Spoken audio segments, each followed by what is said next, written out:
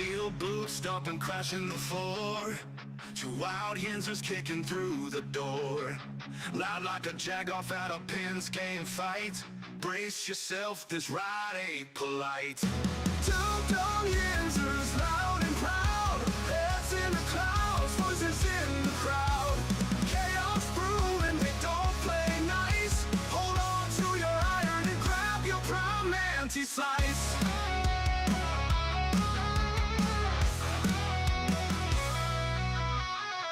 Tales from the burg with a hint of mayhem.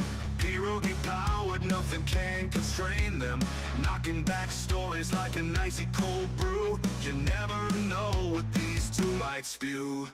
Two Dum Yinzers, loud and proud. Heads in the clouds, voices in the crowd.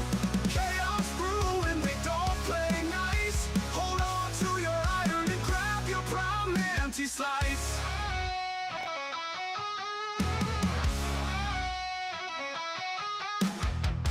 From the bug with a hint of mayhem. Pierogi powered, nothing can constrain them. Knocking back stories like an icy cold brew. You never know what these two might spew. Two Dum Yinzers, loud and proud. Heads in the clouds, voices in the crowd. Chaos brewing, they don't play nice. Hold on to your iron and grab your prime anti-slice. Rivers collide where the laughs always flow. Black and gold thunder everywhere they go. The madcap kings breaking every mold. With two Dum Yinzers, the stories don't get old. Two Dum Yinzers, loud and proud. Heads in the clouds, voices in the crowd. Chaos brewing, they don't play nice. Hold on to your iron and grab your prime anti-slice.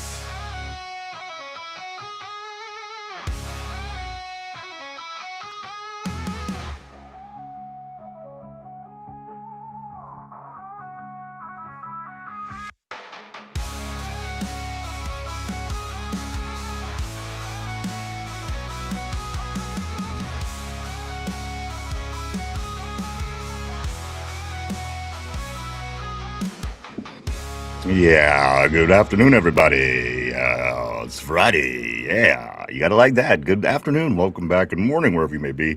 Welcome back to the show. Welcome back. This is episode 901, guys. We are cracking into the season 9 of the Two Dum Yinzers. 901. It's pretty unbelievable if you ask me, but we are just 99 short episodes away from the big 1,000, guys. It's gonna be big things here this year for the Two Dum Yinzers. Welcome back. Glad to see everybody today. Glad to see, Mike, that you were vertical. I know that you were messing around with the camera before we got on the air, and you were sideways. You were your picture was sideways. I had the phone and laying horizontal, and I was looking good.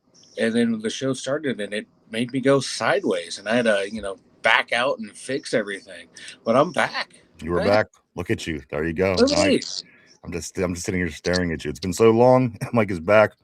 There he is, everybody. Again, if you would have been able to see what was going on before we even went on, you would definitely have been laughing. He was sideways. He was upside down.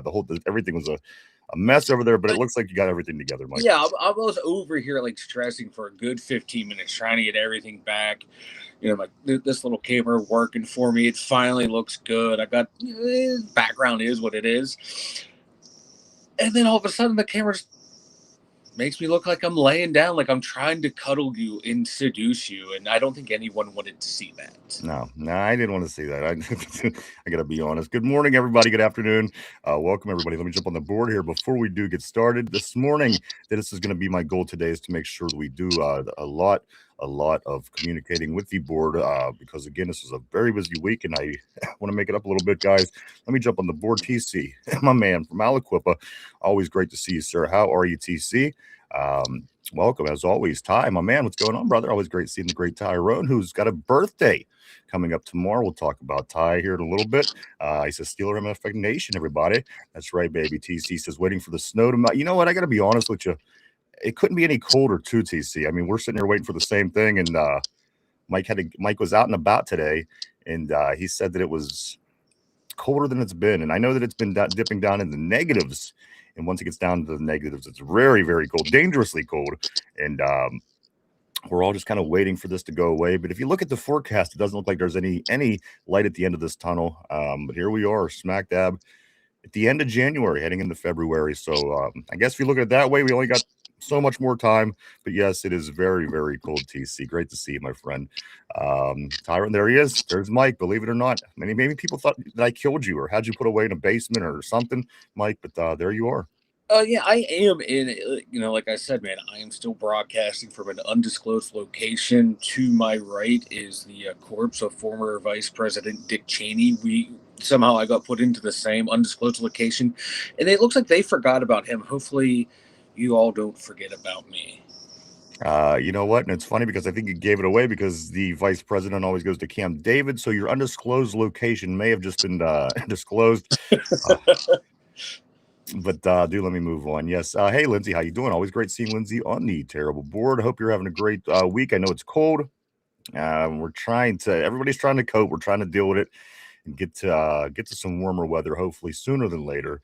Great to see you. Lindsay Ty says 24.90 all day. Lindsay says 90.24 all day. Steeler Freak John, Big John Stud, middle name Mud says this morning for him. He says, oh, there are girls on here. I will clean it up a little. TC, it's going to get better next week. I sure hope you're right. Man. It's very, very cold. Again, dangerously cold down in the negatives. Certainly where we're at. I don't know how it is everywhere else, but I don't imagine it's much better. Tortilla, my man. The great Tortilla Jackson from Sacramento, California. Artificial Thunder, Mike. You're not even real. It's to the point that they thought not even that I killed you and put you in a basement and hid you away. It was possible that you were just an AI now. People aren't even knowing what to expect, Mike. You know what? You can't make AI that looks this good. Many have tried, many have failed. I would only agree because I see 5 fingers. And for that reason, I know that it's not AI because AI tends to go 6 fingers, 4 fingers. They're going to be ruling the world soon, but God damn if they can make something with 5 fingers. I know, right? It's wild. You figure AI at this point would know 5 fingers. It can track down somebody on the other side of the planet down to the very inch, but it can't put an extra friggin' finger on your picture. I don't get it. But it makes here we go. 0 sense, my friend. I believe very little of what I hear anymore in this world, but that's just me. Let's move on here. Lindsay says it's -5. Crazy. I'm over it. Over this weather. Yinzer Joe, always great seeing the Yinzer Joe on the terrible board, man. He is an OG from back in the day for show. He says Vanilla Ice rocking the rock and Ryan. What's up, boys? Always great seeing Yinzer Joe, guys. Welcome back to the show. Lots of things to go over today on this Friday installment of the Dum Yinzers, guys. I do know that Coach was on Pat McAfee earlier. If anybody has any up-to-date scoop on that, feel free to throw it on the board. I didn't catch it. It fell into my time frame of preparing and getting ready for the show. So unfortunately, I didn't get to catch any. But if any news or scoop comes up, do throw it up there. We're glad to hear. We'll be glad to talk about it. Again, today we're going to focus a lot on the board. I do want to communicate and get people's opinions out and heard, Mike, as what we do here on the show. And I want every opinion to be heard because they all matter. Tyrone, my man, he says this. Ryan, Mike, I love the coaching staff. That was the biggest Tallman problem. I'm liking it. It seems to be coming together. Names up to this point. We're going to talk about them shortly today. Get into that.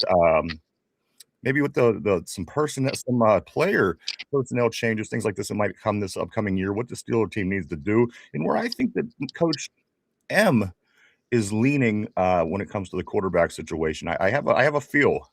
I have a feel where this is going. Things were said. I think that things were said for certain reasons.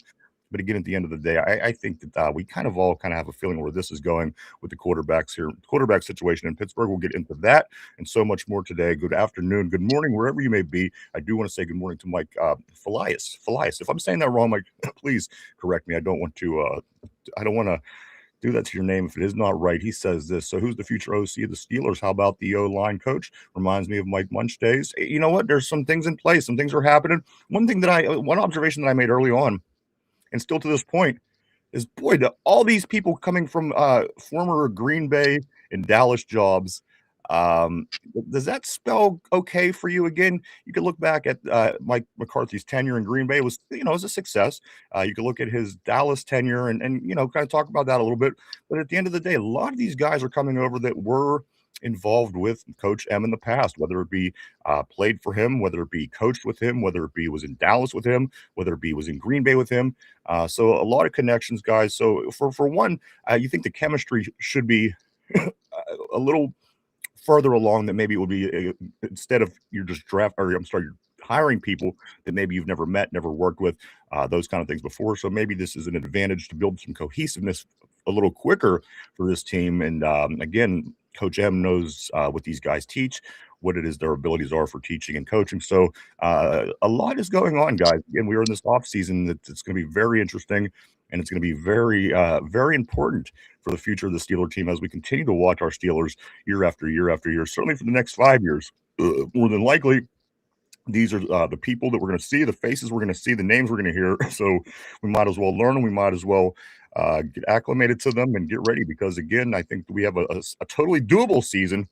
Excuse me, with the South divisions on our schedule this year, guys. I think that we could do some things. Again, I think that allows this team to land on its feet, and I think that it will land on its feet.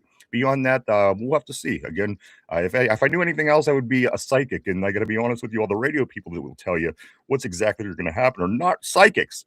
They are just people vying for your attention and your clicks. So again, I can't promise you those answers, but we can give you our thoughts on how it may or may not turn out, and we're going to do just that again. But today is going to be heavy on the board, guys. I love to hear what everybody has to say, as Steeler Nation's voice is always heard on the two Dum Yinzers, and that's part of the goal, and that's what we're going to do, and that's what we always do, and we're going to continue to do. It's great to see everybody this afternoon. Hope everybody's ready for the weekend. We got Ty's birthday tomorrow. We got the Groundhog Day on Monday.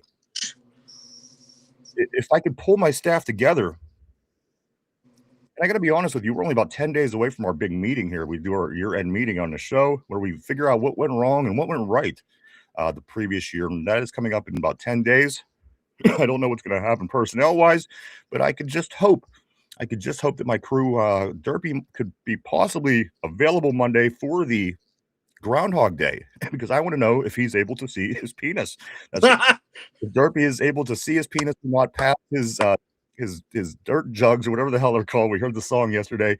Then that will indicate to us if it is going to be a longer winter, or if the summer will be here fast, or if the winter warm will be here faster, guys.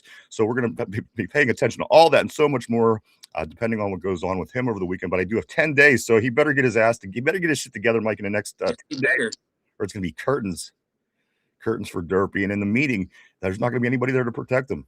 It's going to be me, and it's going to be Derpy. And again, maybe we should put that on video as well. One other thing I do want to say, there was a lot of awesome reaction to the song that was put out yesterday. Of course, we did throw out there for the kickoff for season 9. It was the Derpy's Terrible Titties song. I thought it was swell. I thought it was excellent. A lot of times on the show, we do from time to time when things come up, we do have songs made, and they're pretty hilarious. A lot of times, I was thinking about maybe putting these songs that we have, Mike, all together and having something available on YouTube. So if you want to go in and listen to your Skullet song or Derpy's Titty song or whatever the case, Aunt Peaches even has a song as well. The whole way down, I was thinking about maybe putting a video together, roughly a half hour, putting it out there. I'm working on that over the weekend. We'll see if we're going to do it, but still a lot of things going on with the two Dum Yinzers this morning, this afternoon, this weekend. Welcome back to the show. I'm not going to take any longer. Let me get back on this terrible board and see how everybody's doing today. Good afternoon, everybody. Let's go right here, or right here, or right there. Right here. M. Sparks, what's good, brother? Always great seeing M. Sparks on the board. He says, Pittsburgh Steelers for life. Couldn't agree more, baby. What's up, dude? Always great seeing M. Sparks 187 on the terrible board. Mike Fly says, I'm close. Let me guess. I got the first name right. It's Mika. It's Mika. Yeah, I spelled the last name correctly. I pronounced it correctly. Sorry. Cody says, how do you love the coaching staff if they haven't done anything yet? It's a good question, but in a sense, by looking at names, by looking at records and things that they've done, I think that it's an easy to like coachable staff. Again, we're going to learn a lot about these people, and a lot of these people are certainly guys that we probably never heard of. But of course, Mike McCarthy has worked with them in some capacity. It seems that a lot of these guys that are being hired, we'll get into that list of everybody that's hired at every position here shortly. Let me do catch up on the terrible board. Mike Felias, I think, says this. I would say we're not going to know anything until bye week. You know what? There's going to be a lot to learn. And I like that because again, it's different this year. We're gonna learn something new and find out about this team, and we're gonna watch it as it plays out. To where in the past it's like, oh, you know what? We've seen this play out. We know what the situation was. We knew every year kind of that last stretch of the season was going to be rough, and it was. And we knew every year that once we got in the playoffs, that first round game, we are going to give up a shitload of points early, and we did. And everything was becoming predictable. Again, not mind readers or fortune tellers, but at the end of the day, the writing on the wall became easier to read. So this is kind of it's going to be fun in the sense that we get to learn a little bit every week now instead of kind of being all know-it-alls and already just knowing what's going to go down. And so again, it's going to be a lot of fun, guys, learning this team moving forward. I do want to say thank you for the super chat to M Sparks, my man. Always great seeing you, sir. Thank you so much for the donation. It'll certainly go right back into the show. You will certainly see it right here. Let me scoot up here just a little bit. Thank you, M Sparks. Let me jump down a little bit right here.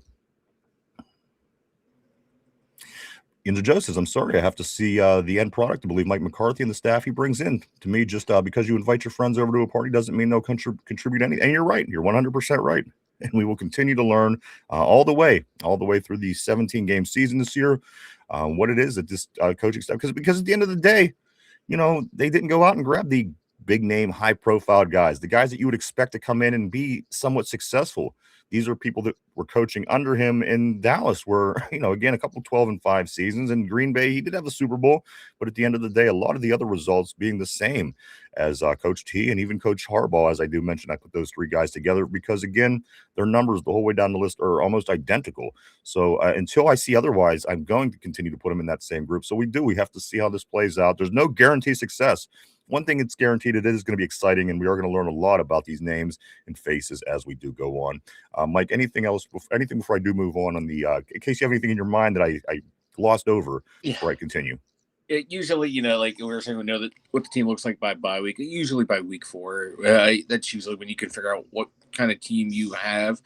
We kind of saw that last year by week 4, what kind of team we had, and more or less throughout the NFL, you see that too. The coaches do the offensive line coach. We got Campton. Everywhere he's gone, the lines have improved from team to team, so that's good. I'm excited about that. The D coordinator we got, he did miracles with Max Crosby alone. That's really the only good guy he had on that Raiders defense, and had them in some of the deep analytics that can tell if you have a good defense or not. Had them in middle of the pack with one of the lowest payrolls. So if you give him more resources, you're hoping he can do more, and that's why I'm excited with him. I want to see what he can do with more than just one guy on defense. When you have a defense that played pretty well for the most part last year, get this guy in here, his mix of schemes. I want to see how that's going to work. But I think someone on the board said, it's going to come up here. It's how's everyone going to buy in and gel? That's going to be the key thing right there. It's going to be the buy-in from the players and the buy-in from the coaches too, of how well everything's going to gel. And it's new. When something's new, I get excited about it. So that's why I'm partially excited. This is something new. We haven't seen this here in Pittsburgh in a long time. New coaches everywhere, not just head coach, but just more or less every position. So I'm excited to see how it's going to work. I think you hit the nail on the head with this, Mike. As far as getting excited, I don't know if we're excited yet because we believe things are going to be extremely successful. We believe that these people are going to come in and do a great job. It's the new car. It's the new car. You can buy a used car, but as long as it's new to you, you're going to like taking it out at the beginning, and you're going to like driving it. You're going to like to see how you look at it. And you're going to like to see how it moves, and you're going to like to see all the all the buttons and what they do. And it's a new car. It has a new smell, even if it is a used car. And I think that you're right, Joe. New products aren't always great products. And again, as I said, it kind of feels like the buying a used car at the end of the day that you love. It's not perfect. It's going to have problems. It's been through its times, but at the end of the day, it's our new car, and it's kind of where we're at right now. And again, it is exciting, and I can't wait. I don't want to gloss over the next 5 months because there's a lot of stuff that we're going to be dealing with here with the Steelers over that period of time. But I got to be honest, I would be lying if I said I couldn't wait at least till preseason just to get a look at some of this work in action. Of course, still a lot of work to be done. And we're not sure what the roster is even going to look like come July once camp starts and August when preseason gets here. So a lot of work to be done, guys. We're in the early stages, but again, we got that new car, if you will. Again, not a new car, but the new used car. It still has the smell. I think people are embracing that because again, at the end of the day, they want to see how this thing runs, and they want to see how they look in it. So at the end of the day, this is where we be. Let me do scoot along on the board here. I do want to say welcome to everybody rolling in today. Glad to see you on this Friday afternoon heading into the weekend, guys. Big week for coaching. I do want to throw one announcement out there real quick. If anybody was concerned about this, once I can find it here in my notes, I will certainly get. Okay, here it is.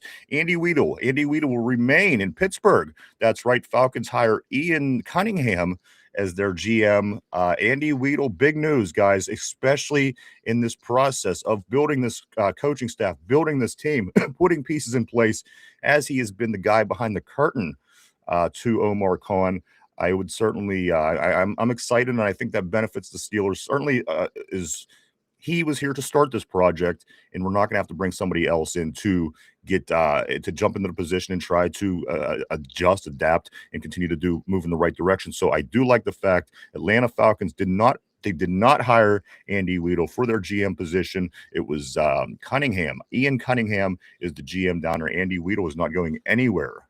So I think if you're going to make, if you're looking for good news, maybe to pull out of things for the weekend, that's certainly a big thing because, again, he's the behind-the-scenes guy. Him and Omar Khan do a lot of work together, and I know that Omar Khan, Andy Weidel, and Mike McCarthy will certainly be working side by side, Mike, moving forward to put everything together.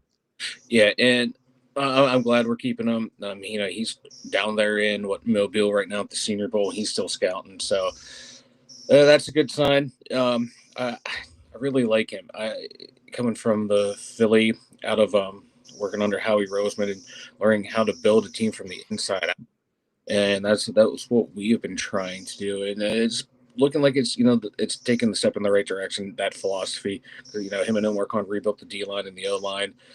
Now let's go out and get some skill position players in this draft. All right, let's jump back on the board again. I'm glad to see everybody today. We're going to try to keep up as much as we can. This is about the voice of Steeler Nation today, guys. We do have news. We're going to talk about the up-to-date coaching staff, all the positions that are hired, people that are coming in. But on top of that, guys, it's all about your questions, comments, concerns, and points that you want to make today. I do want to get caught up again. This was a busy week, so it was tough to do that. So my goal today is to let the fan of the Steeler Nation be heard. The voice is going out, guys. So let's stick on the board. I'm going to be heavy on the board today. So if you have your comments, concerns, anything of that nature, do feel free to jump on. We'll be trying to get it all today if possible. I'm going to go right here to Mike Flies. He says this, like you said, we have to gel, mesh, cohesion. Absolutely. And again, maybe that's what we're kind of getting from this coaching staff. Again, these guys are all people that worked with Coach McCarthy, people that know him, people that were associated with him in the past. So again, were they greatly successful? Were these coaches blowing us out of the water with their results? We don't know just yet. We're going to look and figure these guys out. But at the end of the day, they are people that the coach knows. Again, the trend I'm seeing, a lot of people coming from Green Bay, that coached with Mike McCarthy, and also from the Dallas time that he spent there coaching there as well. So that is an observation that we're making early on. A lot of his hires are those people coming from those places and positions. Let me move on. Big John Stud, middle name Mud on the board. Steeler Freak says this is going to be a real long off season, more painful than my divorce proceedings. Let's hope that that's not the case for you, John. Glad to see you, John, all the way out in Vegas. Nice to see you, brother. Go ahead, Mike. I'm going to say John just loves the off season. He loves it. Time of the year. Mike says this. Mike Fly says this. The draft it's huge. It's going to be huge, massive, guys. Again, here in Pittsburgh, under I think right around 85 days, give or take. I'm not sure exactly to the day, but it is in that ballpark. It is going to be here. It's going to be huge. We have mad picks. It's going to be a different squad this year, guys. No two ways about it. And again, there's going to be people going, people staying, people signing extensions, possibly people being on the trading block on the night of draft day. We just don't know, guys. A lot of things could certainly change and happen. That's why we're here for it all. We're going to be here for every single moment of it, all the way to the hoisting of the Lombardi Trophy, whenever that may be. So that just kind of gives you an idea.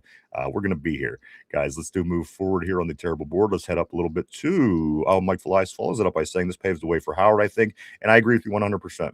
I think that, again, I'm not a fortune teller. I'm not going to tell you I know the answer. I'm going to tell you this certainly makes a lot of sense for Will Howard to be the quarterback. Everything that I'm hearing about Mike McCarthy is I just can't wait to start developing him. I can't wait. And even the new guy, this guy, or not, I don't even know if I don't think he's hired yet, but we're talking to this guy from the Saints, Mike. Yeah, Uh, uh, Halsey. Holzine. Now he's great with quarterbacks. So he's supposed to be a quarterback whisperer in a sense, as he made Shuck looks kind of productive in his rookie year with the Saints. I'm not going to say he's great, but again, certainly somebody that really likes to develop and work with young quarterbacks. And I'm really getting the vibe from Coach McCarthy that that's the direction we're going to be going. Is probably going Will Howard. He seems excited. He sees a lot in him. And you know what? At this point in the game, I think it might be the next logical step, unless you have lightning in a bottle and you can hand it to me and you can say, here you go, this is going to win you a Super Bowl. This is going to be your franchise guy. This may be the next logical step, is to take a look at the guy we did draft, the guy that did win the national championship just a year prior to the draft, and the guy that did get injured in preseason. And we never had an opportunity to look at last year. So again, it seems very logical. Going in the other direction, again, going with Aaron Rodgers, we don't know what his decision is, but it seems to me like that's almost a standstill move for the Steelers. And to me, I think that they want to kind of keep things the same, Mike, but they want to move forward, is what I get from this hire and the way that I'm seeing things play out. They want things to kind of stay the same as how they are and how they always been, but they want to do that and still find ways to move forward. So for that reason, I personally don't see Aaron Rodgers being, again, we can't keep depending on a 40-something-year-old guy to try to get us wins at the end of the game when we need it. We have to at some point move forward. In my observation, Mike, the next common sense move would be to try to go shoot for Will Howard being the guy, at least to start and see where we go. Yeah. See where we get. Who knows? He might come out and be amazing. It might end out really well. You might love it, Yeah, you don't know until you try it. That's why if you want to, you start him, keep Mason Rudolph, and get maybe, I don't want to say get someone else in the draft. Get another veteran that's been around the league to have in that number 3 spot. Let Mason be your backup. Put all your eggs in the Will Howard basket. If it fails, okay, we'll bench him for a game or two. It's happened to other quarterbacks. They need time to sit down. Not CJ Stroud, Bryce Young down in Carolina was benched last year for a couple games for Red Rocket, and then look, he almost got his team into the playoffs this year. So let Will Howard play, and Mason Rudolph could be your fallback because you know what you have in him. The guys like Mason Rudolph. The guys rally around Mason Rudolph. So let him be your number 2. Let him be your latter-day Charlie Batch, and build the team around Will Howard. You have an offensive line. You got running backs. You got a tight end. You got a pretty good wide receiver. Go out and get another one in the draft, one in free agency if one wants to come here, or get 2 in the draft, and then just run with Will Howard and see what happens. If it fails, okay. Guess what? You still have a strong foundation in but place. Mike, also another thing you have to consider is this. This is what a couple years in with Drake May. This is a couple years in with Bo Nix. This is a couple years in with all these guys that are successful. Where thought you might, when at first you might have seen Bo Nix and said, you know what, I really don't trust his abilities. Yeah. But you know what? Here he is without that injury. His team may be in the Super Bowl this year. Of course, Denver I'm talking about. And Drake May, again, it wasn't the first year. They were 4-13. So, there's got to be wiggle room for young kids. Not everybody can grab the Ben Roethlisberger who has a 15-1 rookie season. Not everybody could have these guys that just jump straight into extreme success. You hope that be your guy eventually. But at the end of the day, this is why I'm okay with Will Howard where we're at in this particular period of time with what's going on with the team, with the coaching system and everything else. And here's the thing. It's almost like the military. Let me put it this way. The military, when you get there and they yell at you and they scream at you and they break you down and they tell you you're nothing and then they build you back up to be a strong Marine or whatever the case may be. It almost has that feel to me that, you know what, let's tear this thing down, keep the pieces there, don't discard them all, but start to build it up the way that you want to. And again, that seems to me to of course, it works for the Marines. These guys will kick anybody's ass. But in this particular case, Mike, it seems to be similar in the situation. We tore it down, not all the way down. A lot of pieces are still in place. And now we're going to build it up with the new coach, the new quarterback, whatever it may be, because we were lingering on and hanging on to a lot of older things with the team from last year with, again, the 40-some-year-old quarterback.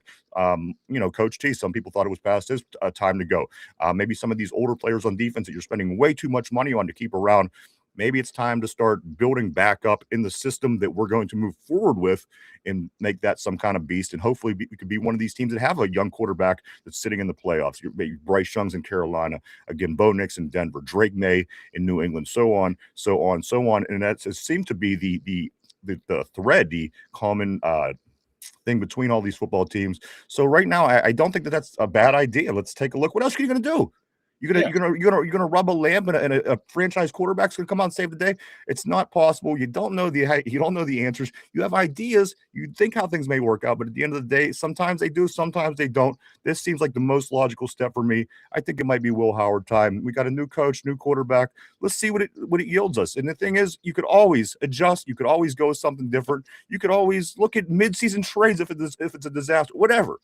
The point is, I just think that this really feels where it is right now, Mike, and maybe the next logical, natural step for this football team. Let's give Will Howard a chance to give it a shot. Because here's the thing. He may come out and do great. What if he comes out and does great? We're all going to be smiling by week 3 if that's the case. So, Mike, your thoughts? And if he does poorly, okay, we get a top pick. And hopefully it's a quarterback-heavy draft. And then you get your guy that way. Oh, no, we found out this guy isn't that good, but guess what? Oh, we landed ourselves in a better situation. And, you're still going to have, all your other guys producing and performing and progressing to where that foundation, that team is in place to where you got to you can just drop a quarterback in. That's what the Steelers did in the past when they got Big Ben. The team was built when we got Big Ben. We plopped him in. Okay, here, kid, go out and do your thing. Now that you're in there, and then great, it worked out, and that's what they were doing here. They ever since they decided to move on from Kenny Pickett was to rebuild the team, and then get your quarterback. And okay, maybe we have him this year because this was the year we were supposed to go get one of these 7 or 8 quarterbacks from college that were supposed to be good, and turned out none of them were good. So, okay, run with this cat and go out and draft another lineman, another D lineman, a corner, a wide receiver. Keep fleshing out that roster. And like you said, hey, if Will Howard works out, great. Hey, if not, mid-season trade. If not, hey, let's throw Mason in there and just see what happens. Or keep Will Howard in there for the whole year. Maybe he starts to figure it out at the end of the year, and you go, hey, he finally figured it out, so we're ready for the future. Mike, you know what I think a lot of what we're going to run up against? Get it out? I think a lot of what we're going to run up against this offseason are people, the argument, the other side of this coin is a couple of things. People are going to complain, well, why don't we bring in Malik Willis? Why don't we bring in somebody who's already been in the league a couple of years, has that experience, has the confidence, has the playing time? Of course, you're going to see other people, let's draft quarterbacks somewhere in the mid. Maybe let's take a look also around the league, things like this. So, again, Will Howard, right now, Mike, I think, in my opinion, is certainly the next logical step. And if it works out, it's going to be good. You got a guy. If it's not, at least And again, here we are. We're set back a whole season. Now, listen to this. We're set back a whole season. Did we win a Super Bowl last year? No. Did we do anything different last year than we did the previous 5 to 7 to 10 years? No. So the thing was, what was last year then? Last year, we brought in a 42-year-old guy to basically get us to where we've been.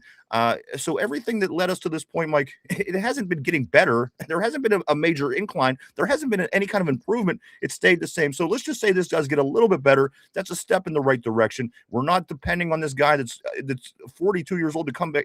The thing is, he's not going to come here and win a Super Bowl. You know this. You know it's not going to happen unless a miracle happens.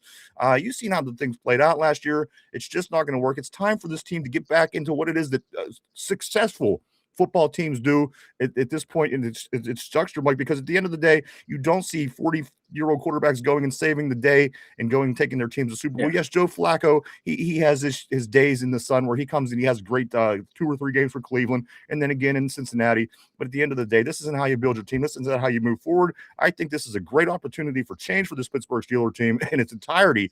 Why not take advantage of the time that we're in, the position that we're in, a new coach? Let's try the quarterback thing out, and let's try to see if we can get out of the purgatory that this team has been sitting in for the last 5 to 10 years, certainly, and move forward. Anything else, Mike? I don't know if you're really making the attempt to move forward, bringing back Aaron Rodgers, running this thing.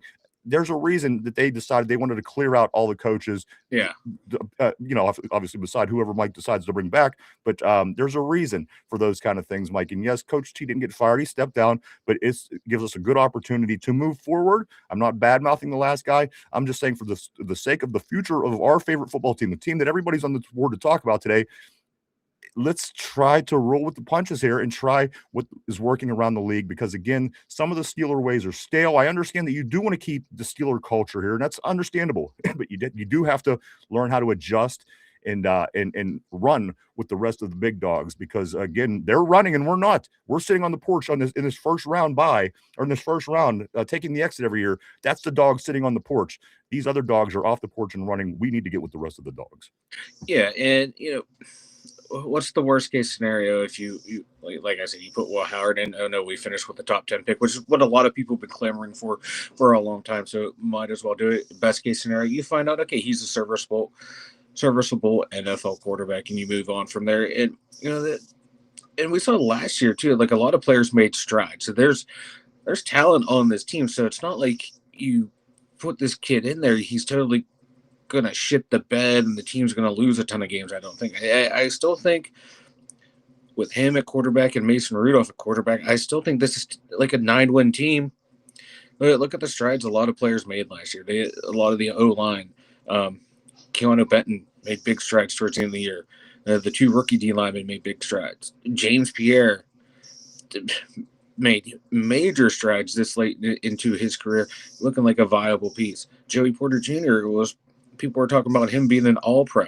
So there's a lot of talent on this team to where, we're not in a dire situation. It's just, a couple little pieces here and there. And if you look out on this quarterback, well, if he is your guy, awesome. It's just, this is not a dire situation in Pittsburgh. This team is close because there's talent there, and it's so close. Hopefully, McCarthy and these new coaches can unlock some of that talent or push that talent over the top of where they've been ascending. And it makes you wonder, Mike. People say the way that you built this team, you're bringing in all these veteran corners, these veteran guys in the secondary, and things turn out the way they did. Can you imagine a system? Let's just say a system that's known for being successful. Let's just say, for the sake of the conversation, Andy Reid. Does he have all those players in his secondary? Does he have all the players that we had? Does he have the TJ Watts? Does he have everything that we have? And does his seasons turn out the way that ours turn out? I don't think so. So again, I'm hoping coaching could kind of come in, Mike, because as you're saying, we do have a decent team. I mean, you look on paper, there's certainly a lot worse teams off than we are. So again, I'm very interested to see how the coaching plays a role moving forward, and the assistant coaching and the coordinating and everything that comes along with it. Because again, at the end of the day, if you put our exact roster, you take our 53 men and you put it in the back of the truck and you drive to Missouri and you drop it off to Andy Reid in Kansas City, does he go 10-7, and does he lose in the first round of the playoffs? I don't think so. Not a knock on the last guy, because again, all the respect in the world to the big three, but at the end of the day, it's time to move forward. And I'm just kind of curious, Mike, are we going to find out that maybe just a new style, a new way of looking at new things, a new energy? Take a look at the Penguins, Mike, and I hate to keep jumping. Exactly. I digress. That's the perfect example. But the Pittsburgh Penguins have that new energy success. The Penguins are going to get out of the first round this year. The Penguins are in second place. They won 5 games again, probably their third, fourth long streak of the season. There's something about new coaching. There's something about new energy, and there's something about teams that play when you could bring that to a team. Don't get me wrong. There's new coaching that comes in that's terrible, but at the end of the day, if it's good, you can make that move forward, as the Pittsburgh Penguins are right here in Pittsburgh, Mike. I think, again, I want to see what the group of guys that we have that we're going to put together here in by this summer for camp, what that group of guys can do underneath this umbrella of guys that are just getting hired now. That's going to be the big question. That's the big X, Mike, because at the end of the day, if this thing finishes out 10-7 and a one and done next year, then you're kind of scratching your head saying, all right, well, what can we do now? What's the next move? So go ahead, and then we're going to get back on the board. Yeah, and, you're hoping that these new coaches who have, a dearth of experience and knowledge can impart some of that knowledge onto the guys that we have now, especially the younger guys, that, something, hey, we were taught this. Oh, we're learning this. It's, stacking that knowledge upon knowledge upon knowledge.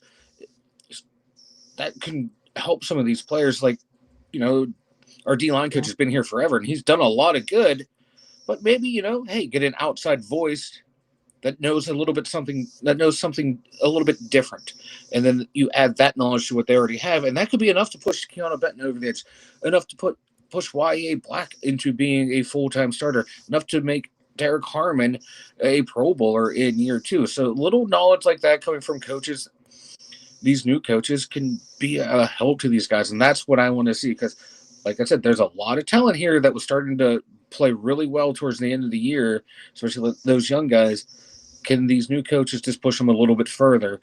And that would be awesome, because they have a good foundation, and that's what I want to see. And speaking about like the new energy, why it worked in Pittsburgh, everyone bought into it, from the captain Sidney Crosby, who's been in, there for 20 some odd years, all the way down to the newest guy on the team has bought in. Will that same energy apply to the Steelers?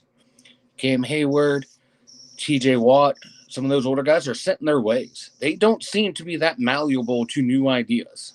You know what? That's going to play a whole lot into it, Mike, because, again, there's a lot of things that, I didn't like about the way things were ran. I didn't like about Cam Hayward having every damn single day of practice off throughout the season. Of course, it wasn't every day. I'm just proving a point.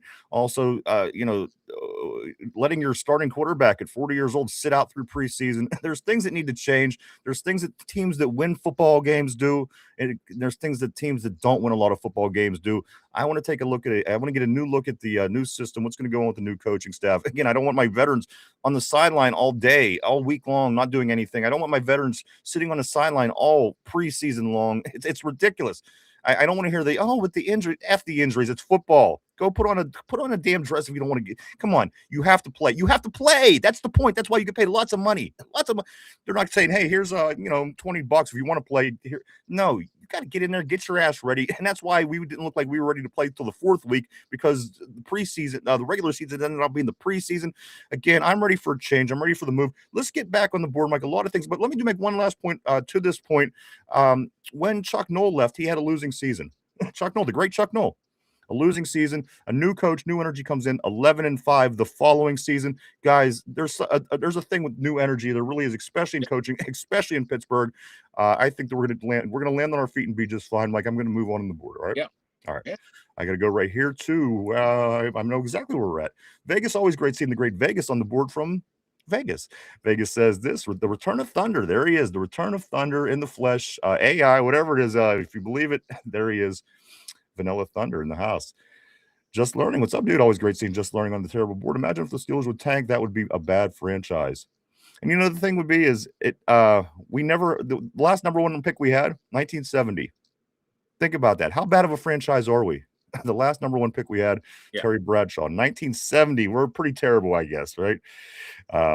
Always great seeing you, Just Learning. Cody, my man, what's up going on, Cody? Always great seeing Code Dog.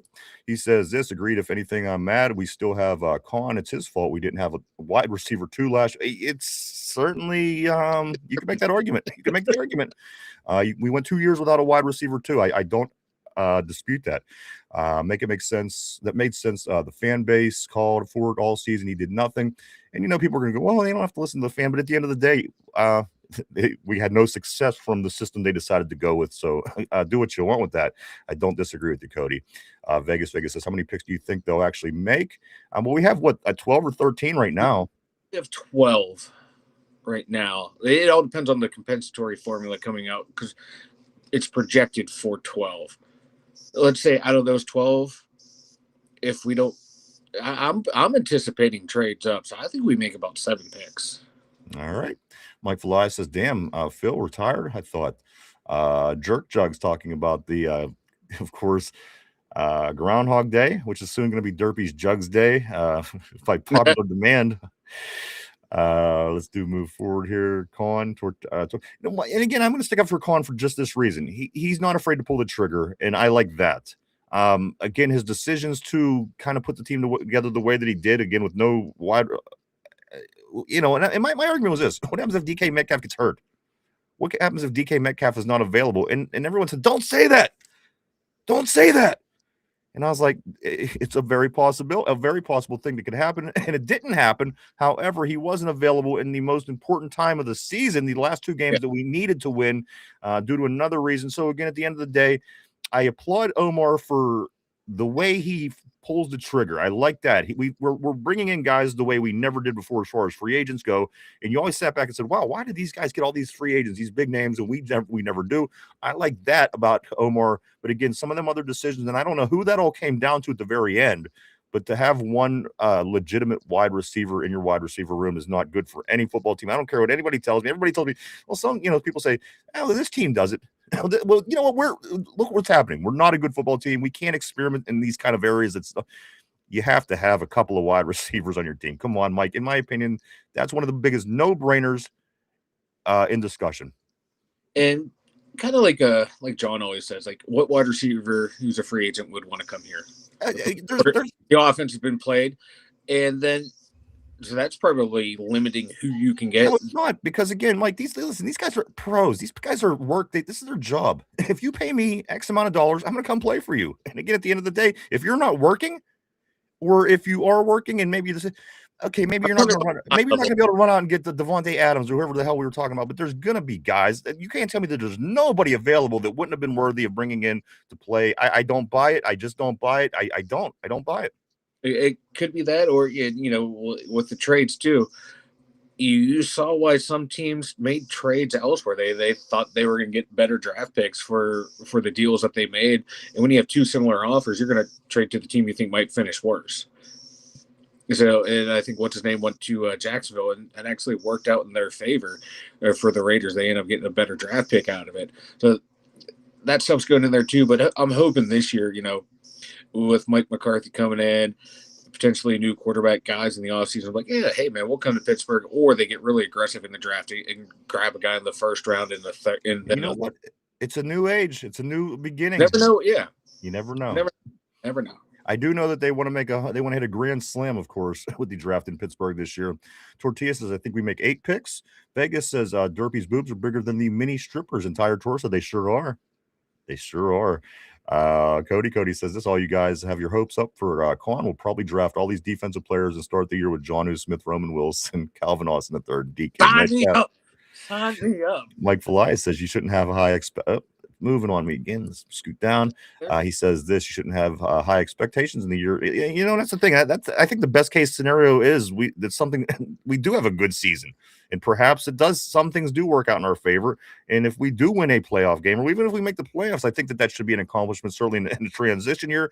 And the thing is, it's not normal here. So Pittsburgh people are going to react accordingly, because again, this is something that maybe is just happening for the first time in your life, or maybe the second time in your life, third, even fourth, but it's not often, guys. So it's going to be something that everybody is on edge, trying to figure out what the hell is going on. Where every move is going to warrant an emotion, and again, we'll be here for it all. Tortilla says where there isn't going to be time to be optimistic if it goes wrong. So I'm going to be excited now, and that's another thing too. Why not be excited? I mean, when Russell Wilson was coming, we got excited. Like, all right, maybe this guy can still play. So again, it's a new start. We could have continued on the same path. We could have continued at 9-8. We could have continued getting knocked out in January. And I do know, because it went back 10 years. We have 10 years of record. One thing that we don't know is how this new staff is going to do, and there's a chance it could be better.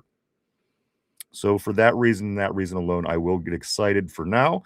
Yinzer Joe says this, and just because McCarthy, who basically brings the same career Tomlin brings, and more staff members than Tomlin had, doesn't mean it'll be better. Players and coaches have to buy into everything. Absolutely.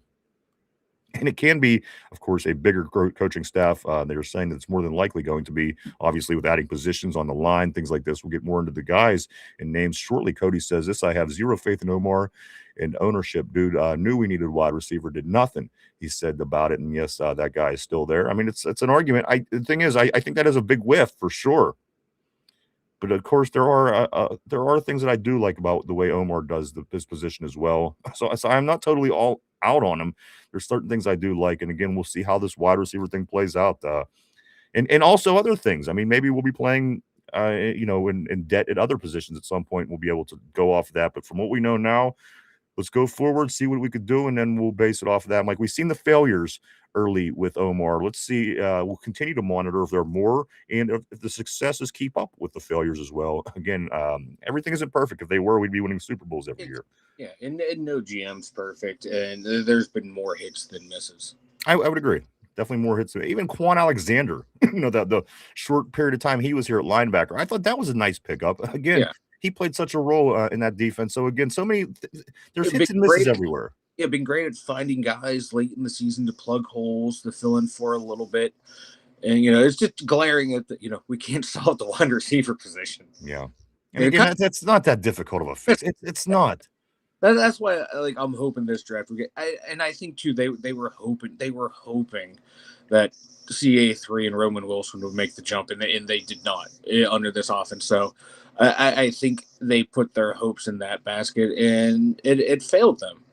So I think they're gonna go back to the drawing board and draft and free agency. Tortilla says this: that first touchdown from Rudolph to John in Week 13 gonna be a movie. It's gonna be a thing of beauty.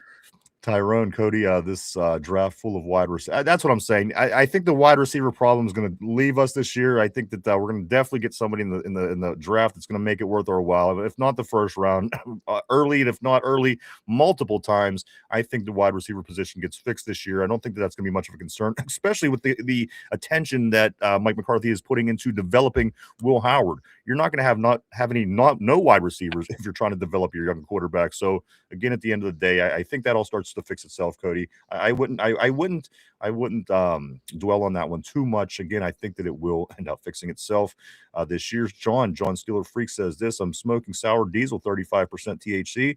I can't take real funny today. Tone it down.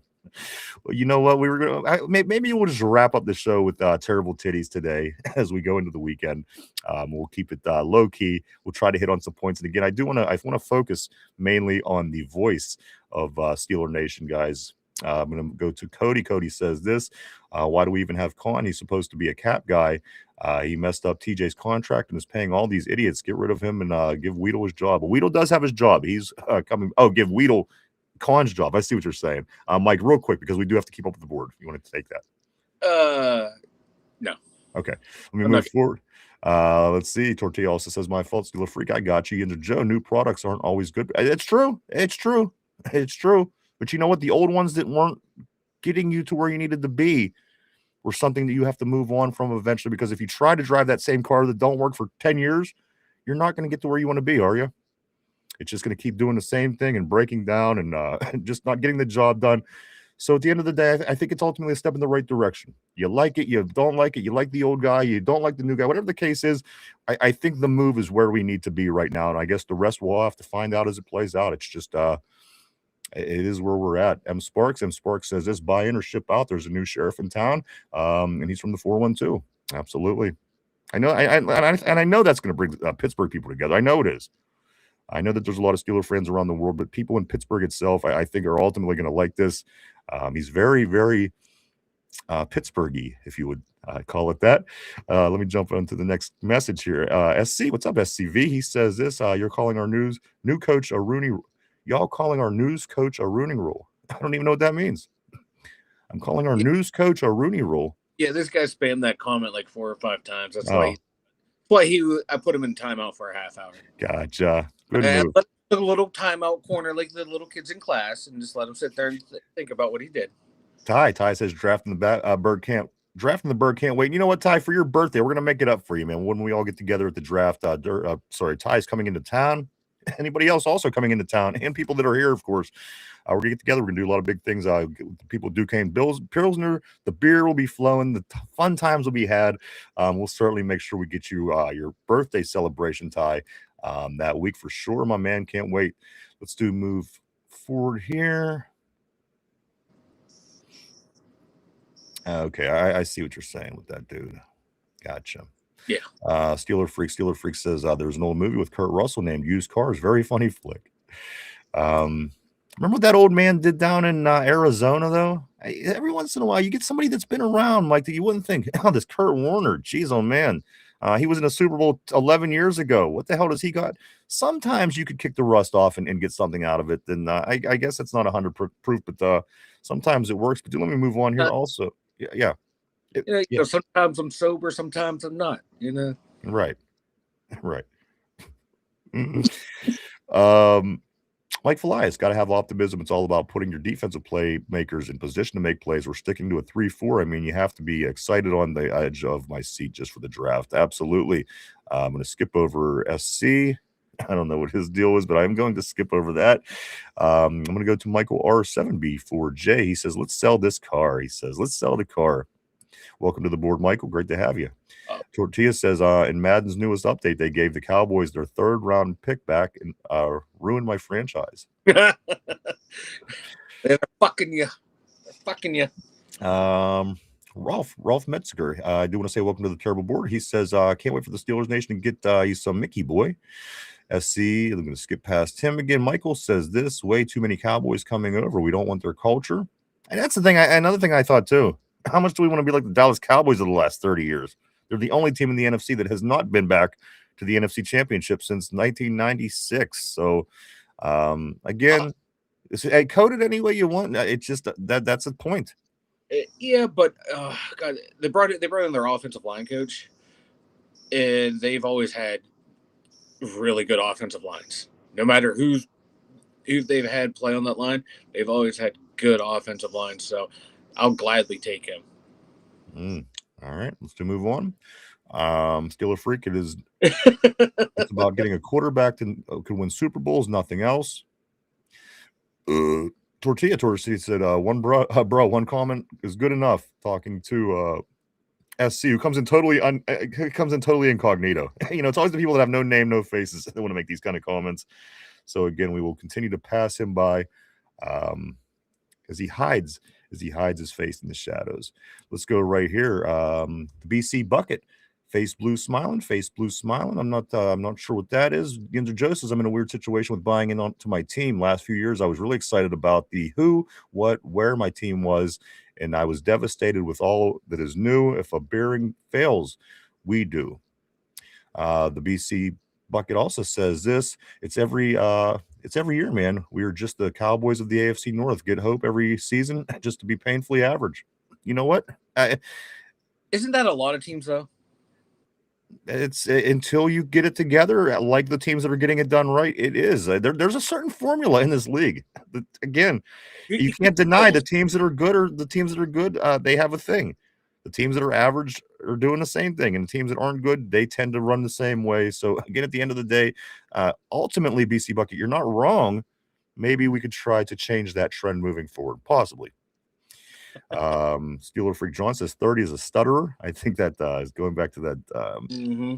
Vegas says, how far are you guys away from where the draft is going to be held? It's just right downtown. I mean, we're just anything from downtown is going to be roughly 20 to 40 minutes, especially with traffic and things like this. So coming in, we'll certainly get together everywhere, somewhere neutral that is going to be accessible. And as I said, I think also Duquesne Pilsner will be there as well. We're probably going to end up working our way down there. But Mark Malone, Shuck was coming on there. He's saying, okay, got you on that. Yeah. I mean, Steeler Freak says, YJ, you were better on weed than me. YJ, you were better on weed than me. TC says, you hire people you trust, not about friendship. I agree.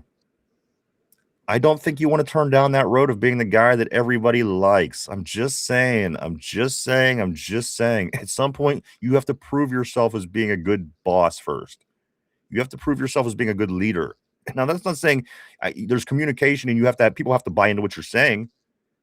But again, as a manager at a younger age, I didn't want to tell everybody what to do. I didn't want to tell everybody they were wrong when they were wrong. I just thought, you know what, they're going to get it. They know their job. That's not a good pattern. You've got to be a good boss. And again, at the end of the day, you have to have people learn to trust you. And I think everyone loved Mike Tomlin, but it wasn't because he was doing a great job at being a boss. It was because he was a very nice guy and everyone just likes him. And that's not a bad quality, but you see how it played out for a decade at least. Everyone loved him. I can't wait. This is the best thing ever. I'm going to play for Mike T. It's such a great thing to play for Mike T. We finished 500. We may or may make the playoffs, and if we do, we don't get out of the first round. So again, some things have to change. You got to do your job. At the end of the day, you're getting paid a lot of money. you better damn well do your job. It's not about making friends when it comes to making millions of dollars. You better do a good job. You better coach your guys. And again, make some progress every now and then. That's a lot of money to give to somebody for mediocrity. And again, I'm not taking a shot at the guy. I'm just taking a shot at the situation. Let's move forward here a little bit. Same but different. Tortillas saying Mark Malone, both Howard and Chuck had my endorsement. Chances are they'll end up pros at some point. Ninja Joe, Steeler freak. Nah, man, drugs aren't the answer. LOL, I'm messed up enough as it is. Mark Malone. Drugs and alcohol are always the answer. Mark Malone guy. Yes. Let's move on. Steeler freak says coffee and chocolate or drugs too. Mark Malone says Steel Ward or Robertson. Lindsay, I want to see what, you know what I think everybody does. I think everybody wants to, because what if he comes out and he does a great job? That's all I mean. He could do fantastic and we could love him and he could be the next Ben. We didn't know what the hell a Roethlisberger was in 2005. Come on. He came in. He was a backup. He was backing up Maddox. We were hoping Tommy Gunn could lead us. And you know what? It was a guy named Roethlisberger. And at the time, you didn't know what a Roethlisberger was. And it sounded silly. And he stepped in and got the job done. So I think that's where everybody's at. They want to see the guy play. That's the least he could do. Just Learning says you guys are already benching Howard. He's not that good to begin with. Who's benching Howard? I'm literally saying Howard is the guy. Donald Lurie, what's up, dude? Always great seeing Donald. He says, I hope that they try to seek Malik Willis during the free agents. And a lot of people are going to say that. A lot of people are going to say, you're going to hear Malik Willis's name plenty, as you already have. And again, I think that's why it's in everybody's head, because everybody's saying it. And again, in small dose that we've seen last year, he did well, but so with Danny Dimes. You want Danny Dimes as well? Let's move forward here. Mike Felias says Howard is the future. It makes sense on the moves they're making. He's a proven winner. He's progressed every year in his college career, and he did. And again, put a nice team around him. Like anybody else, he could probably succeed. So we will see. Yeah. I was going to say, every time people talk about, they did great in college, just remember Danny Warfel won a Heisman Trophy. The greatest players of college ever, they say, are Reggie Bush and Tim Tebow. How their careers go. So yeah, exactly. Yeah. It's usually like performance, can be a good indicator, but it's not always the best indicator. And then, of course, a 6th-round guy like Tom Brady becomes being the best quarterback to ever see the game. So again, this is why you got to at least look at him. You got to see what's going on. Ricky Williams, kind of a bust for other reasons, but again, some of these other big name guys coming out of college, not always exactly what you would think or hope that they could be. Steeler Freak says Rodgers can't win a Super Bowl. Tortilla is saying Malik. Also, Mike Felias is saying if they bring in Malik, great, let them compete. You know what? I'm not against competing. Let's say I don't know what that's ultimately going to do for the Will Howard situation, because now you have a quarterback that you have to figure out that gets benched behind another guy after another year. So it's going to be tricky, but I'm not against the competition. I like a good competition when it comes to quarterbacks. Tortilla says I like Willis, but who knows where he ends up. Let's see. Tyrone, my man, was good, brother. Great having you, my man. Let's see. RB, dude. He says this. A lot of the Tomlin to the death defenders appear to owe Art an apology. McCarthy seems to be getting the staff he wants. People blamed Art for being cheap, and behind it appears there was Mike T, perhaps. Interesting take. Man, look at this. Big surprise, everybody. Welcome. Tater Tot. I thought you were dead. I got to be honest with you. I almost called the island of Wales to check on you, or wherever the hell you're at. Tater Tot, I'm glad to see you're back after, of course, he is our resident Cleveland Browns fan from across the pond. Quite an odd relationship, but you know what? Here he is. And after he found out Todd Monken was hired as the head coach for the Browns, he went MIA. We didn't know where he was. I thought you were dead. I was getting fly over, maybe do a wellness check out the methadone clinics, but I'm glad to see you're back, buddy. Maybe float Derpy's buoys across the pond, something. We were gonna make our way there to make sure you're all right, buddy. Let's move forward here. But there he is, Tater, everybody. Cody says new coaches, same product, fire Omar. So I see the Cody. I definitely not liking the Omar Khan thing right now, is what I'm catching from Cody. Tyrone says give 18 a shot. He will surprise you. Tortilla, what's good, Tater? Always great seeing Tater on the board. Go right here. It really did a nice move on me. I don't know why I did that, but I gotta get back to my spot here, Mike. Okay, here we go. Mike Falia says you can't expect him to be Ben. Ben got thrown onto a champion. He sure did. That was a damn good team that had Tommy Maddox at quarterback. So you're not wrong. Talk about the perfect situation. That team was really a quarterback away. I mean, the offensive line was kind of beat by time Ben, because it was considered one of the worst offensive lines when they went to Super Bowl 40, Mike. Yeah. But let's move on. But good point. Good defense certainly was there, and there was certainly pieces in place. Ty says this is big offseason and draft for the Steelers for sure. No kid, no, this is going to make things the way that they're going to be for quite a few years down the road. So it's very big what's going on in this offseason. Everything that is being done, the hiring of the coaches, the bringing in of the players, free agency, constructing contracts, extensions, it's all going to play a big role in how our football team is going to look for at least the next 5 years, guys. With coach in on that 5-year deal, no guarantees that ends up being that long, but this is what we're looking at the time, so that's what we have to go off of. Mark Malone says, guys, just by subtracting Tomlin, we're pretty much assured to win 2 more games, no matter who the quarterback is. Chad, what's up, dude? Always great seeing Chad Schrader back on the board, my man. Hope all is well for you. Hope you're handling this winter. It's pretty rough, man, but great seeing Chad. Chad says this: what's up, Yinzers? I don't want Rodgers back. It's Will Howard's time to shine. Tyrone, wide receiver, DB, wide receiver, linebacker, DB, guard, safety is what Ty is calling in the draft, I think. Yep. Miss Pittsburgh, great to see Miss Pittsburgh. She's rolling in. She says, good afternoon, everybody. Here we go, Steeler Nation. I made it. I had to run some errands today, but here I am, Miss Pittsburgh. Always great seeing Miss Pittsburgh on the terrible board. I hope you stayed warm out there when you ran your errands. Oh, Mark Malone, he says this: Malik Willis equals Bustin Fields 2.0. Justin Fields certainly had a lot more upside. Again, I think I don't know. It's an interesting point. Whether you agree, whether you don't agree, I think it's an interesting comparison. Tortilla says this: I really hope it works out. I don't want to see the fan base flip on Howard. Kenny deserved it by tapping out Howard. So far, seems to be the team player. Lindsay says they are definitely bringing in a vet too. Miss Pittsburgh says, here we go. TC, being born in the 1950s, I learned to be patient and not be in a hurry for things to happen. Today's society is not built like that. Everything is right now. You're right. If you can't get a winner now, you're a failure. If you can't do this now, if you don't get your Super Bowl now, if you can't, in the big picture, though, I do agree.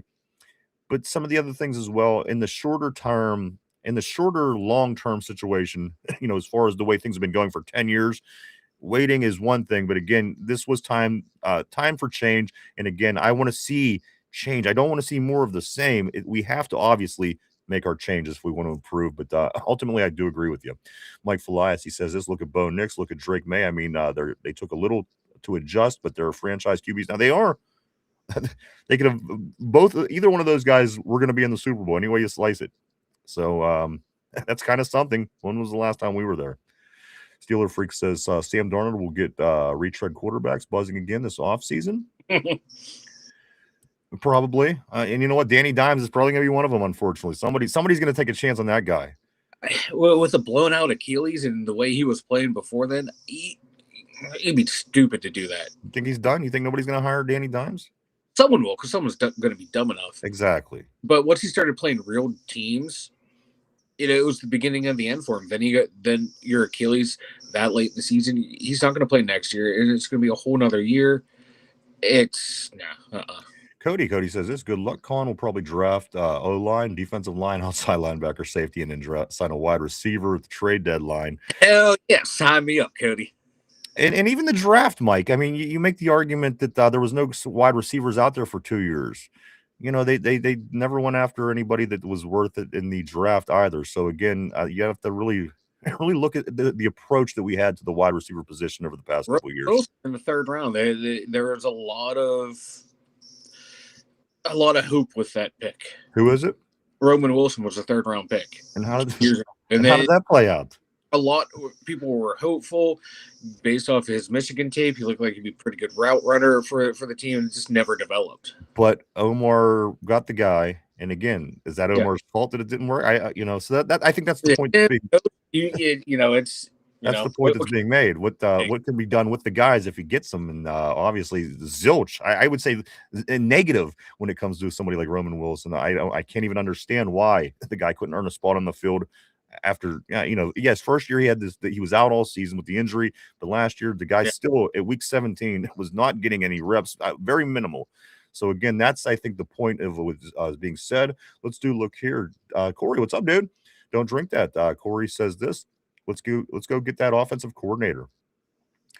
RB says, I think we need to bring in a vet and a younger guy at quarterback. Mason is Mason. It's not impressive. Get a Willis or a Mac Jones, a guy like How or the MILF Hunter, and have a three-way battle. I think I did read that Mac Jones is off the chart. I don't remember if it was we weren't interested in him or he wasn't interested in coming here. But at the beginning of the week, I did see somewhere that Mac Jones is not an option for us, as that was brought up often, actually, early. Tyrone says he's definitely a team player. Tortilla, he'll be got faith in 18 more than anyone else in free agency in the draft. Just Learning says Bo and Drake were top picks. Howard is a 6th round, but so was Dan Marino. Or I mean, that's Tom Brady.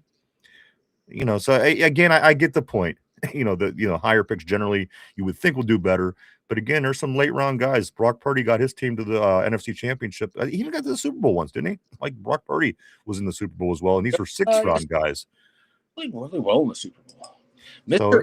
Irrelevant, the last pick in the draft. So in theory, you're not wrong, just learning. But at the end of the day, again, some of these later guys, they end up being just as, if not more successful. Again, Tom Brady and Brock Purdy being the last pick in the draft entirely, had his team in the Super Bowl within 3 seasons. I'm going to go right here. TC says this. Today's side, he needs to be patient because everything is not going to happen on your time. There's only, 8 billion of us. Everybody wants everything to happen on their time. You're right. There's got to be compromise. There has to be. Cody, quip for life. That's right, big baby. Quip. Mark Malone, I'm telling you, just subtracting Tomlin makes us 50% better, man.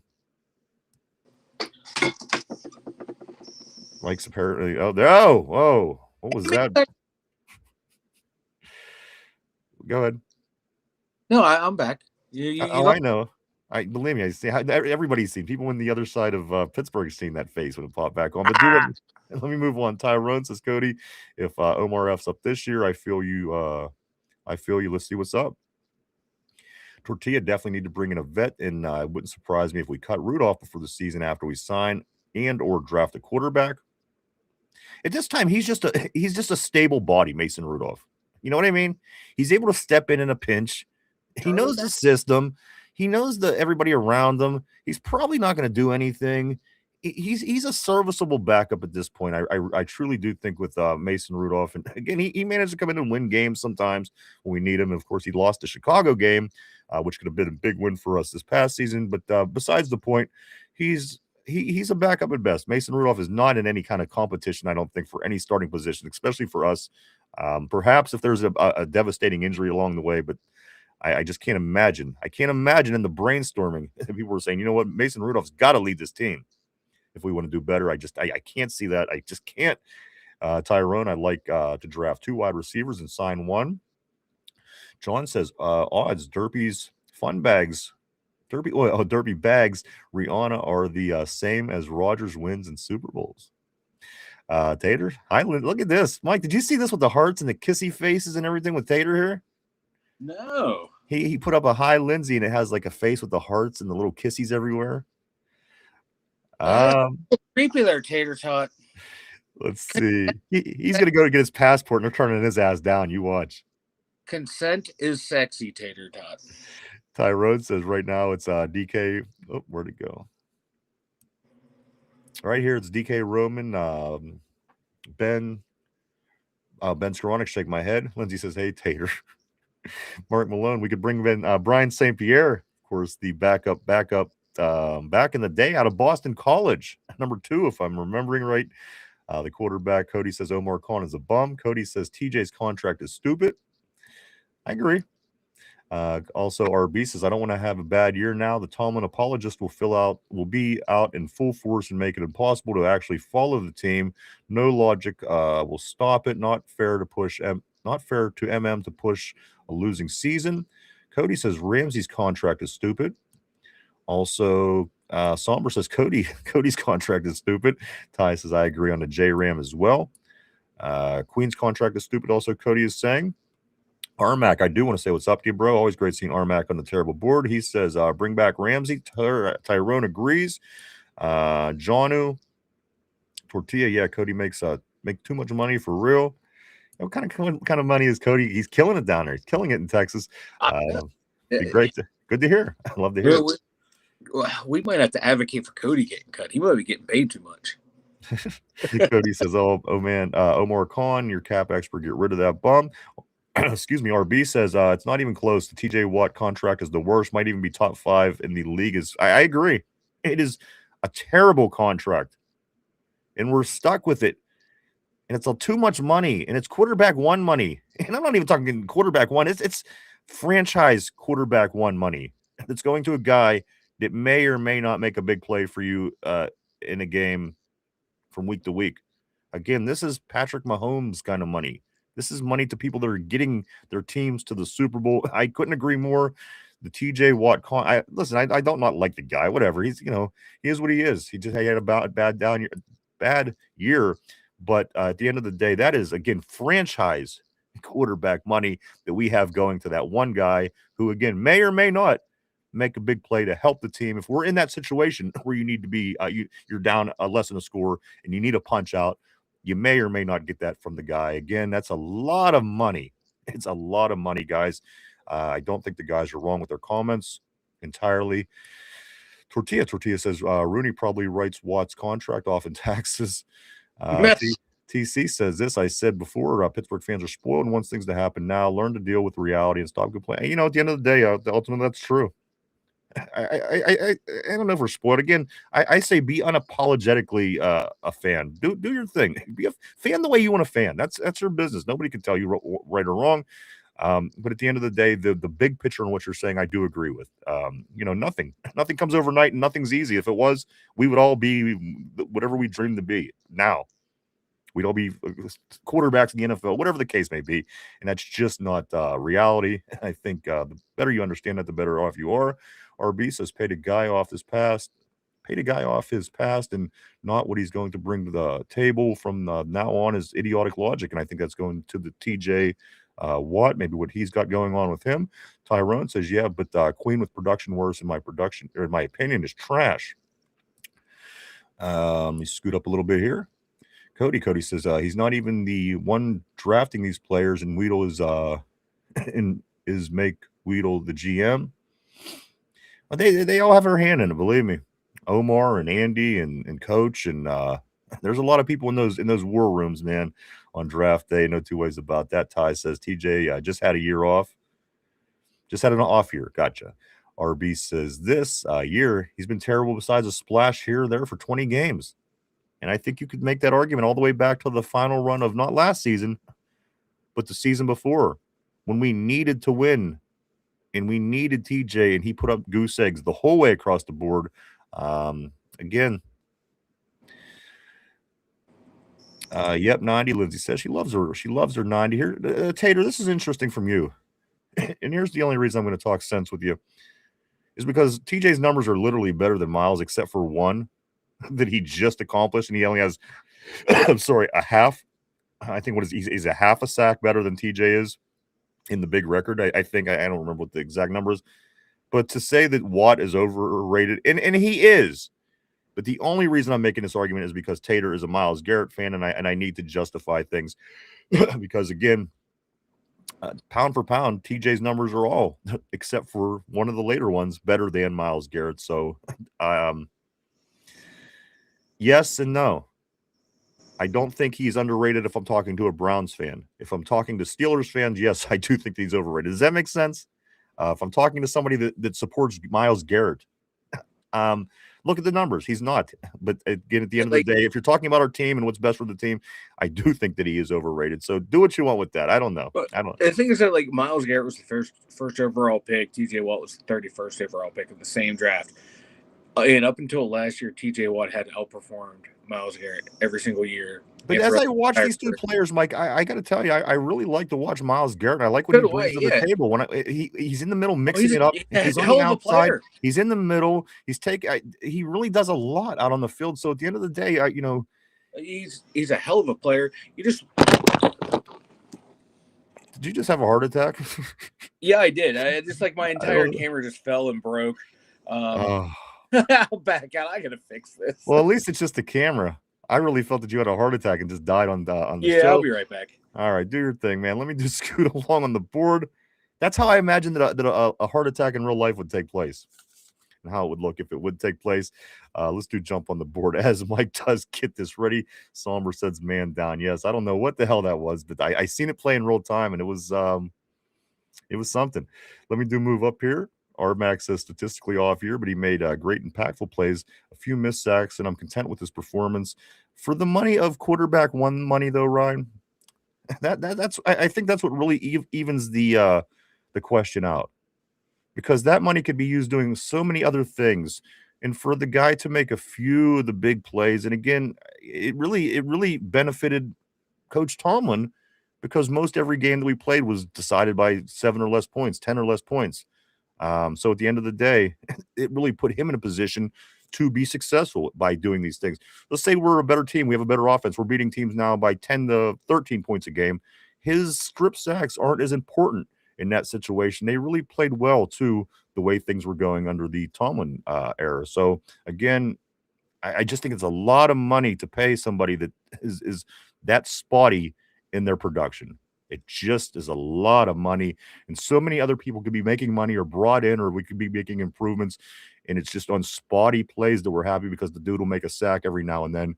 Again, if he comes out all balls to the wall like he did in the past and is dominant, I'll take it. But at the end of the day, guys, that's a lot of money at the end of the day.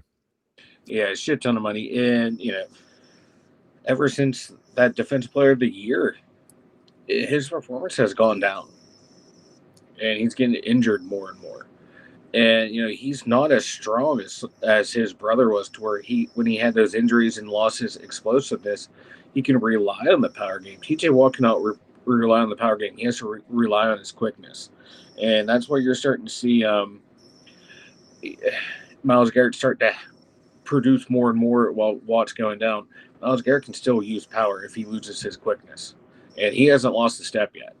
That's why you're starting to see the numbers start to even out and start to swing back towards Garrett's favor, because Watt's losing that quickness, and that was his biggest advantage, just making those left tackles or making those right tackles look like turnstiles. And he needs to get back to that sort of production. TC says this. There's an old saying, it's not what you know, it's who you know. And you know what? I agree. I've seen enough life myself to understand that a lot of times that's the case. I'll put it to you this way. There's like 5 top bands in the world, or groups or whatever. There's probably millions of people just as good as them. Sometimes it's who you know, being in the right place at the right time, and walking into the right situation, guys. Because again, I think there's probably millions of great musicians that could play just as well as the people you heard that you hear every day on the radio. Sometimes that is the case. It's who you know that could help you get to where you need to be. Let me scoot up a little bit here. RB says 20 plus games. He's made a handful of plays that's unacceptable for $125 million plus. For that money, you need to be making multiple splash plays. You really need to be a threat. You need to be somebody that, again, has TJ. Is he the threat that everybody says he is? Certainly this career, I don't know, because, again, they talk about the doubles, the triples, the quadruple teams, the 10 people, 11, 15 people covering the guy at the end of the day. But again, I watched the game. This is not what I see. I see a guy that's getting dominated by a rookie right tackle sometimes. And a guy that certainly, again, that's a lot of money. I'm going to leave it right there. We're going to move forward. I don't know how many more times I could say a lot of money. It's kind of getting on my nerves. So I'm going to scoot up here to Ty. Ty says, Watt had 1 year off, my guy. Cody says, I don't know about overrated, but overpaid for sure. That's the one that I would say. Overpaid for absolute sure. Mike Felias says Howard was considered a quarterback that needed work. I mean, and that's a good thing, because this is a coach that likes to work and develop quarterbacks. Some may say that he didn't develop Aaron Rodgers. He did develop Aaron Rodgers very much so. And Aaron, of course, being one of the greats, as we know. Let me start over. I'm sorry, Mike. I don't want to miss out here. He says Howard was considered a quarterback that needed work. I mean, he sat behind a Hall of Fame quarterback. They're bringing a system designed for him. Cam Ward was drafted first overall and had a trash season. So did Shador. Good point. Ty says, that's not how that works. Laugh my ass off. Let's just scoot up a little bit here. Tortilla says, no, something happened last year when he got hurt. Hasn't been the same since. He was the top candidate in Defensive Player of the Year voting until he hurt his foot, and we lost 5 straight games. Well, you got to figure. So that season, we lost the last 5 straight games where he had all the goose eggs and no production. And then last year, where was? I mean, if that was the case, shouldn't there have been a big increase or a big jump back into last year? It was just another season of looking his age, another season, and then he takes this weird needle injury and was out a couple. That's a lot of money. That's all I got to say, guys. So much could be being done with that money. TC says 8-8 Knowles season. Ty says this maybe with real DC he can do better. Somber pretty mediocre, that's for sure, is what Somber is saying. Always great seeing Somber on the board. Mike Felias says this. Go back and watch his games. He has an arm. Yes, he has an elite arm, but he made a lot of critical plays. I you know what? I have a couple that he, you know what, I'm going to keep continuing to move forward. I think you're right. Go back and watch him play. Lindsay says, if I was TJ, I would say, kiss my ass. I'm not reconstructing anything. So sorry, pay me my money or trade me. And that might end up being the case too, Lindsay. I mean, I don't think, listen, people are going to say I'm crazy. I don't think a draft day trade is out of the question. I don't. Matter of fact, I think it might be one of the smarter things. I'm saying not one of the more popular, not even one of the more favorite, but I think it could be a pretty smart move if you, if that move is made on draft day, depending on what you're doing. Again, I'm not saying it's going to happen, but I'm saying it's possible for sure. Ty said if he wanted to be Steeler for life, like he said, reconstruct. Mike Fly says this. TJ Watt sucked this year. Armax said he didn't suck. That's crazy. Lindsay, he already took a hometown deal, his last contract that he got paid. But again, I think that the thing here, guys, is the amount of money we're talking. I don't have a problem with TJ Watt playing here. I don't have a problem with paying the guy money, but this is guys that are making their teams constantly, again, under center, making every play, touching the ball, every play, every win and every loss is off the arms of guys that get paid the kind of money that TJ is getting paid. So I'm not saying don't pay him. I'm just saying he's not getting done what needs to be done for that value of the dollar. That value of the dollar could be producing so many more wins in other ways. And I'm not saying it because I'm bad-mouthing him.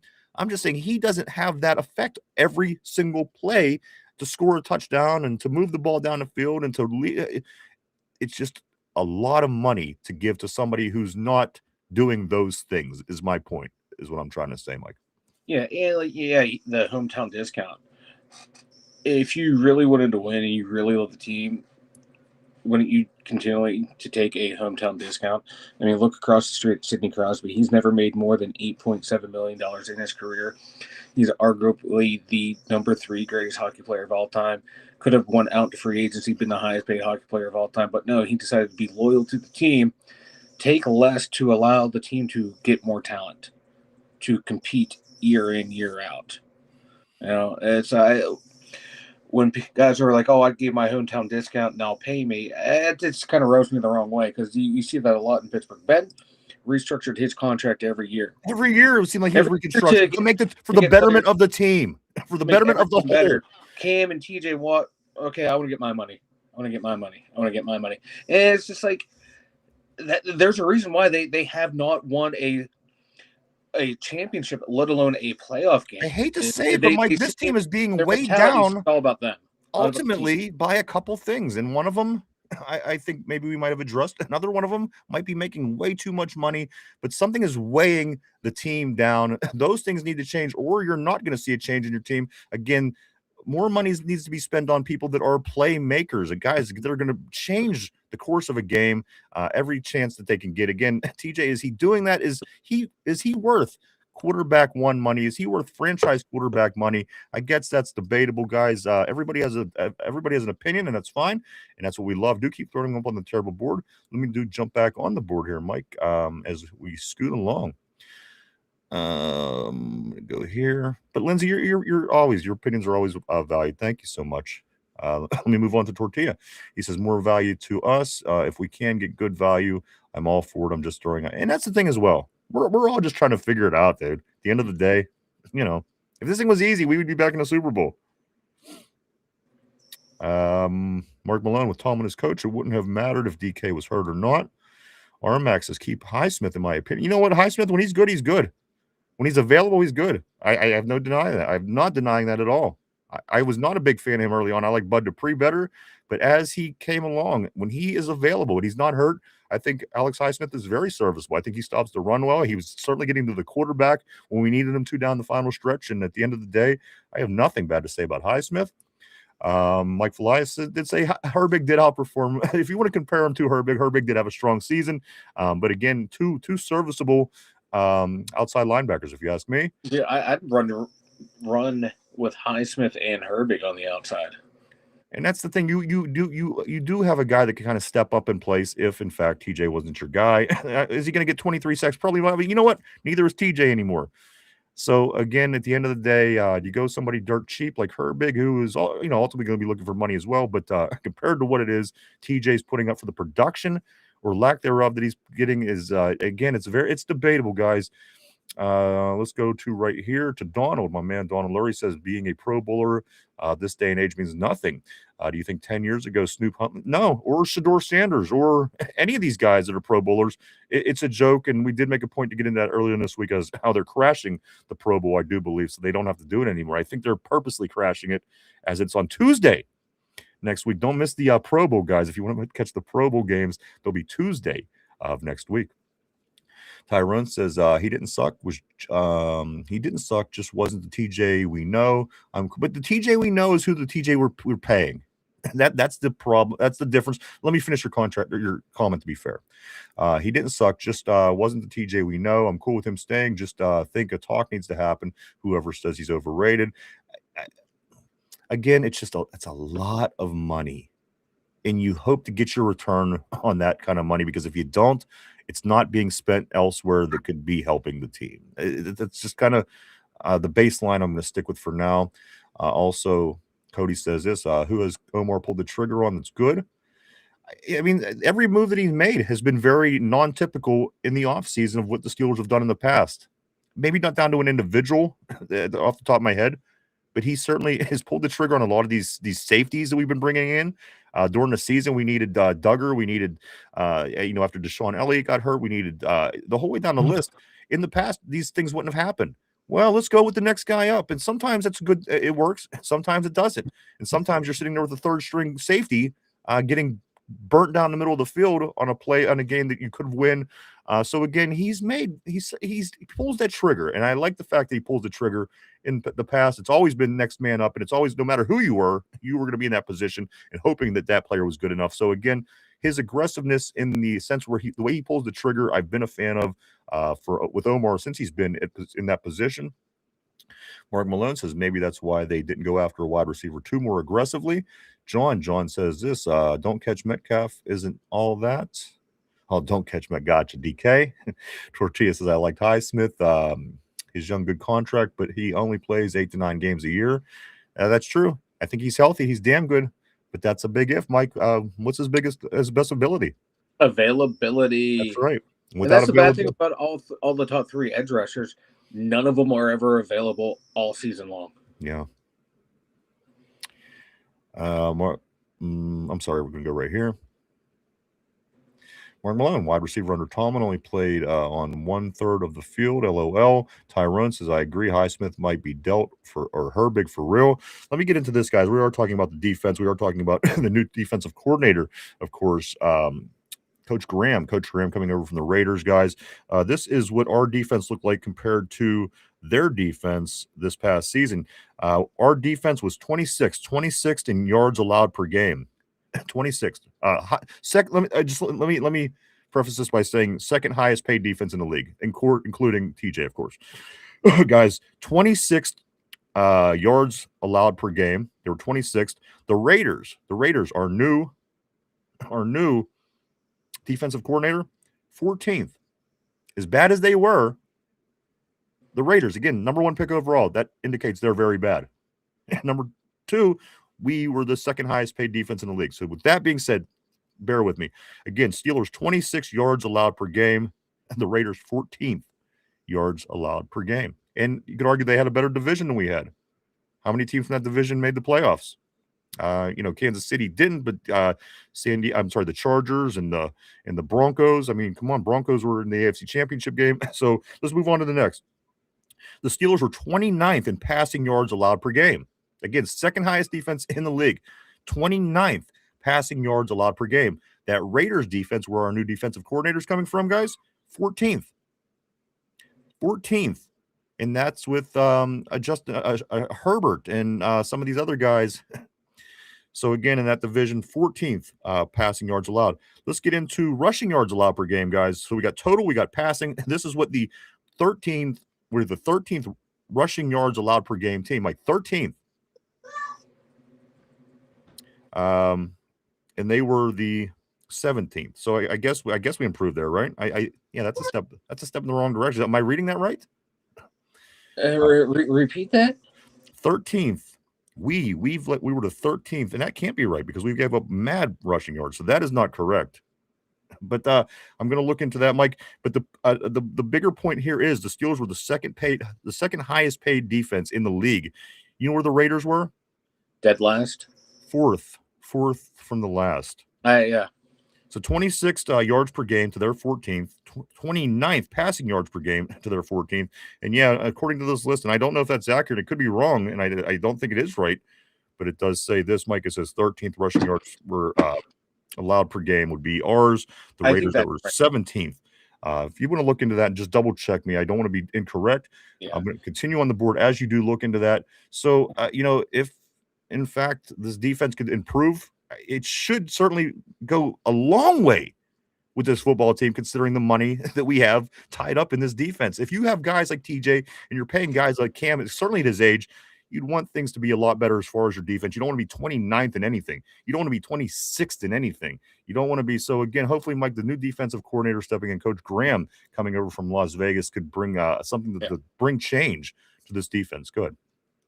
And you want to, if anyone likes advanced analytics, like defensive value over adjusted is a really good analytic stack to tell if you have a good defense or not. The Raiders, with their 4th lowest paid defense, they were like 14th overall in the NFL.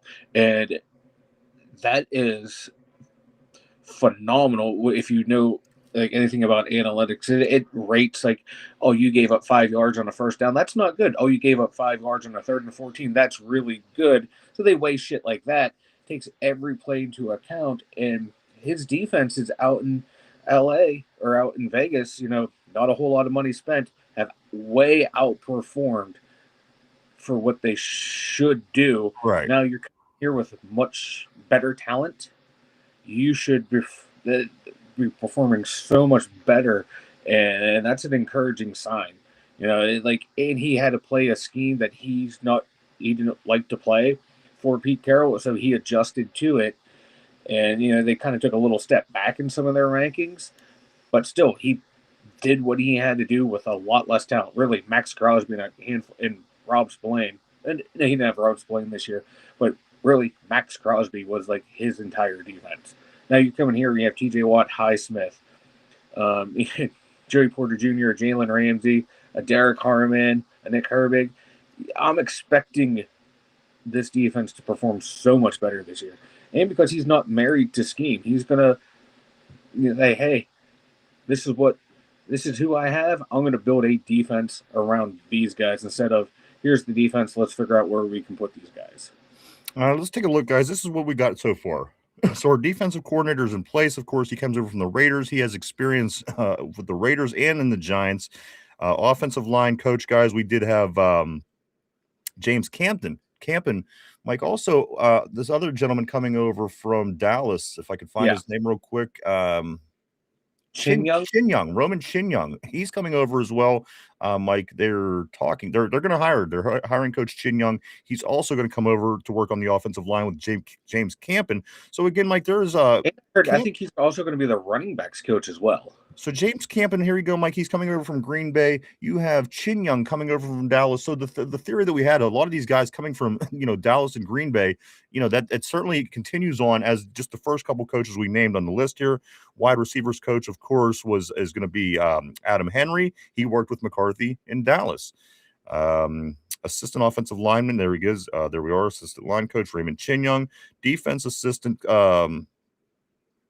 Also a former Packer.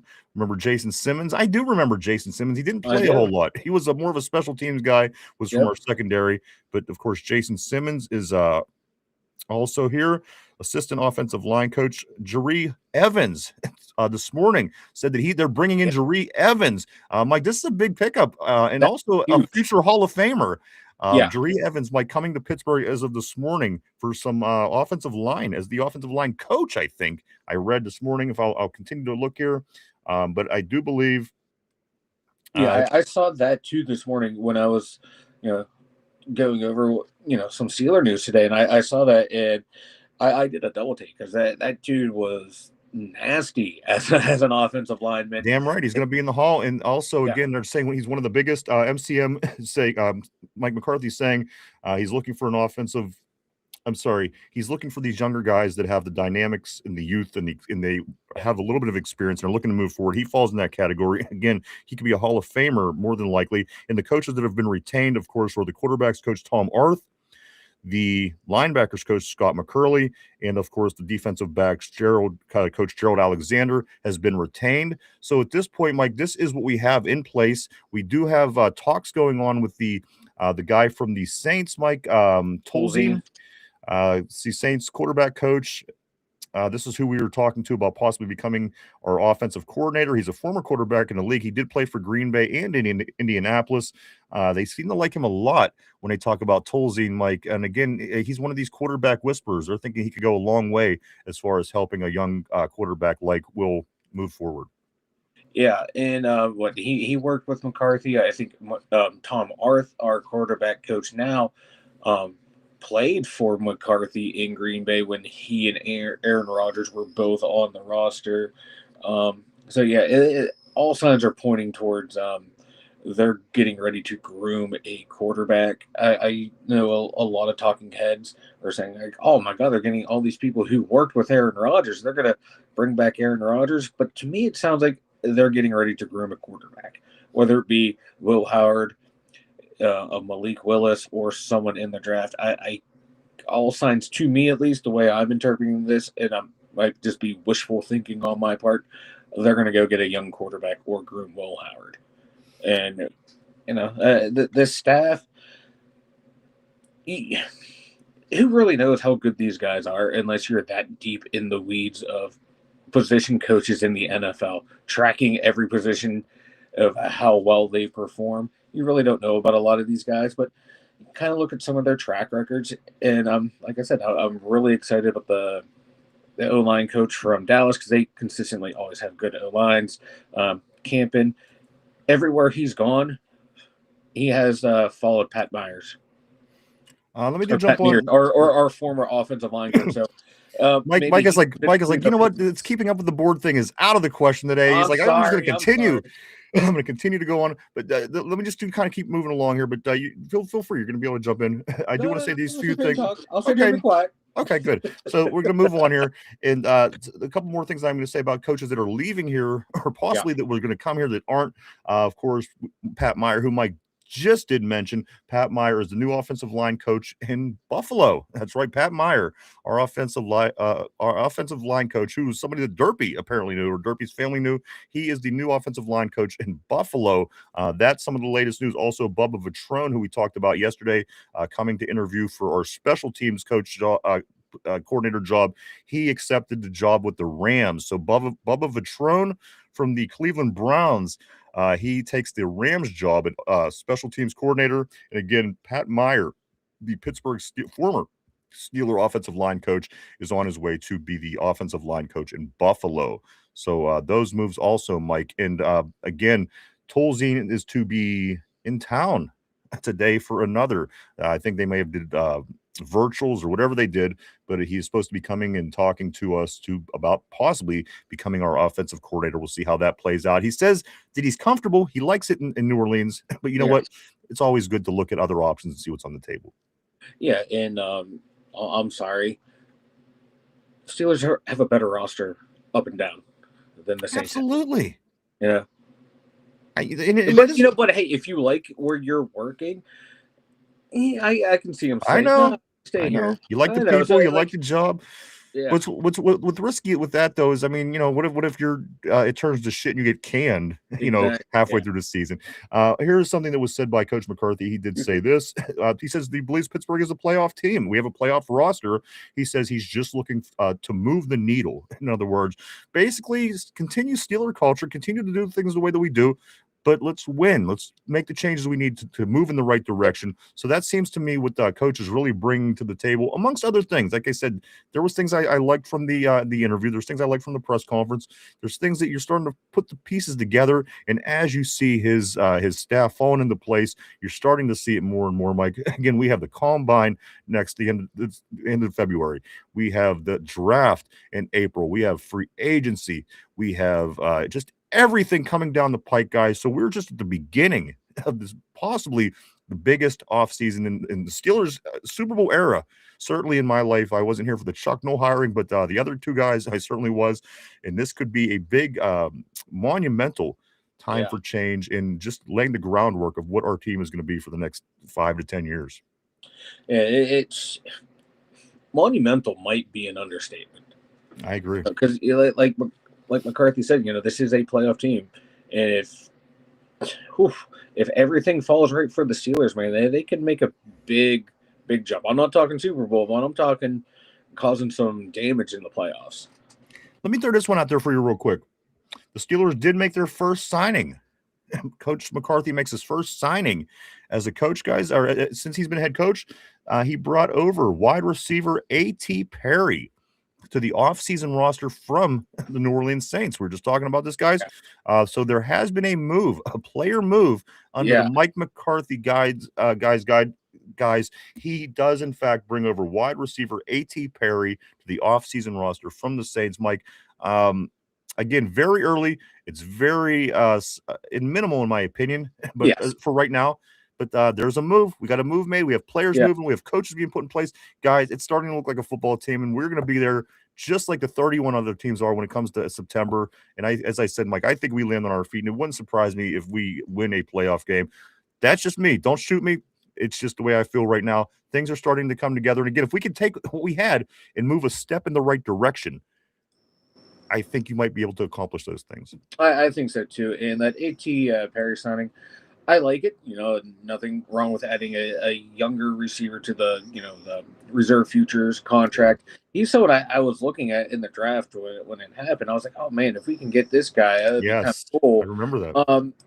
He had some success his rookie year. I don't think he played a whole lot. What year is he in now? He finished year 2. Okay. And he's still young enough, Mike, where you could. Yeah, he's still young enough. Yeah, you could work with the guy. Yeah. He's a big receiver too, 6'5", 205.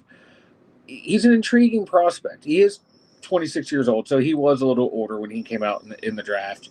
Give him a shot. Take a look at him, and he's we're played not 10 marrying games. him. I mean, if he's 26, bring him. Let's see what he could do. I mean, we're not married to the guy. Yeah, like 10 games, 12 catches, 246 yards, 4 touchdowns. That's better than Roman Wilson. Yeah, you're not wrong. Yeah, so give him a shot. Yeah, and he didn't play at all last year. It's a very, very minimal risk, high reward type signing in this stage of the offseason. So yeah. Absolutely, I couldn't agree more. Let's do jump on, guys. I do acknowledge that I lost some traction here, some on the board, but you know what? It's just been. It's my fault. It's Mike's fault. So if you could go back into hibernation for another 3 months, we'll see. Not just kidding. Let me move here on the board. I'm going to say hi to Steelers Girl right here, right in front of my face. Steelers Girl, welcome to the terrible board. She says this. I'm an OSU fan. I'm sorry to hear that, Steelers Girl. And she says, oh wait, she says more. Hold on.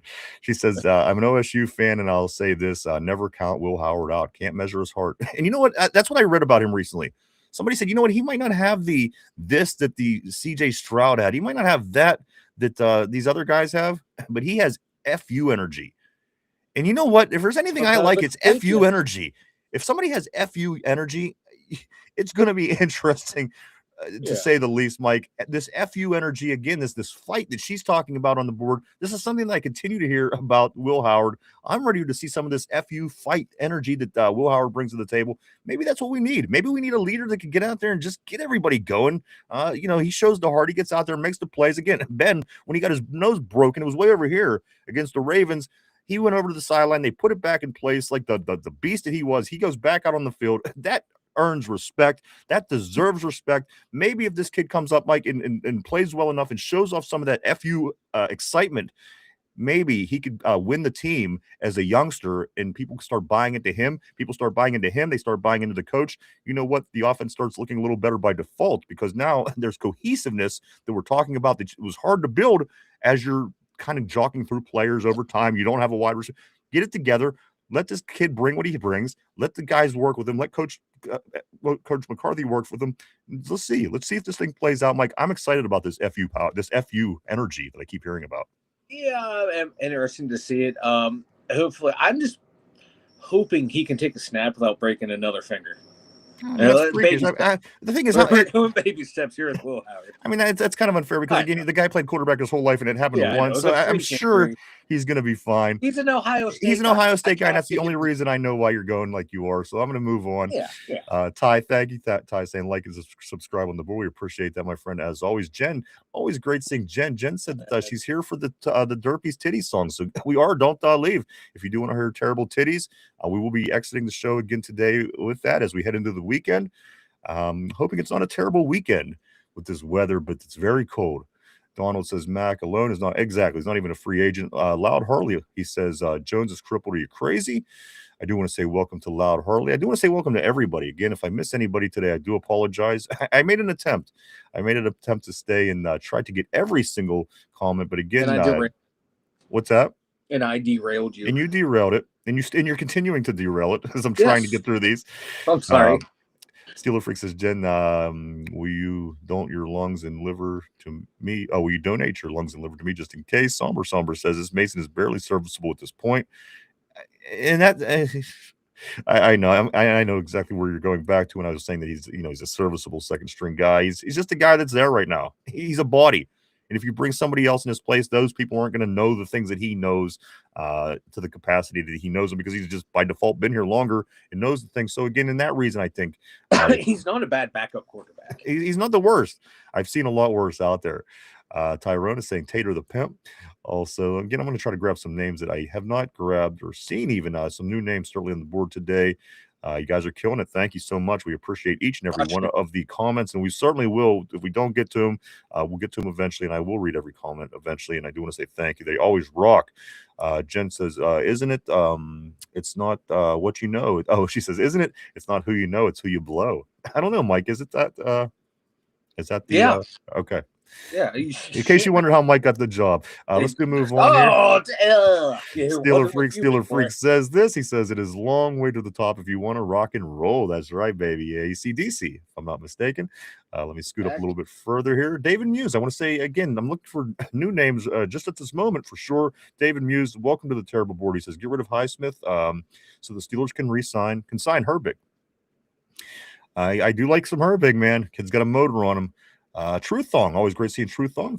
Been a while, my man. Great to see you. He says this seems like these hires are a bunch of old Green Bay retreads. We're becoming Packers from the 2010s. Yikes! That's going to be an argument. Again, that's certainly it's a valid point. It is a valid point. Charles, I do want to say good morning to Charles Charles Carnes, I'm going to go with this. He says this, if they get a quarterback okay and use the middle of the field, that will make a huge difference for the offense. I think we're going to see that middle of the field finally being used. I really do.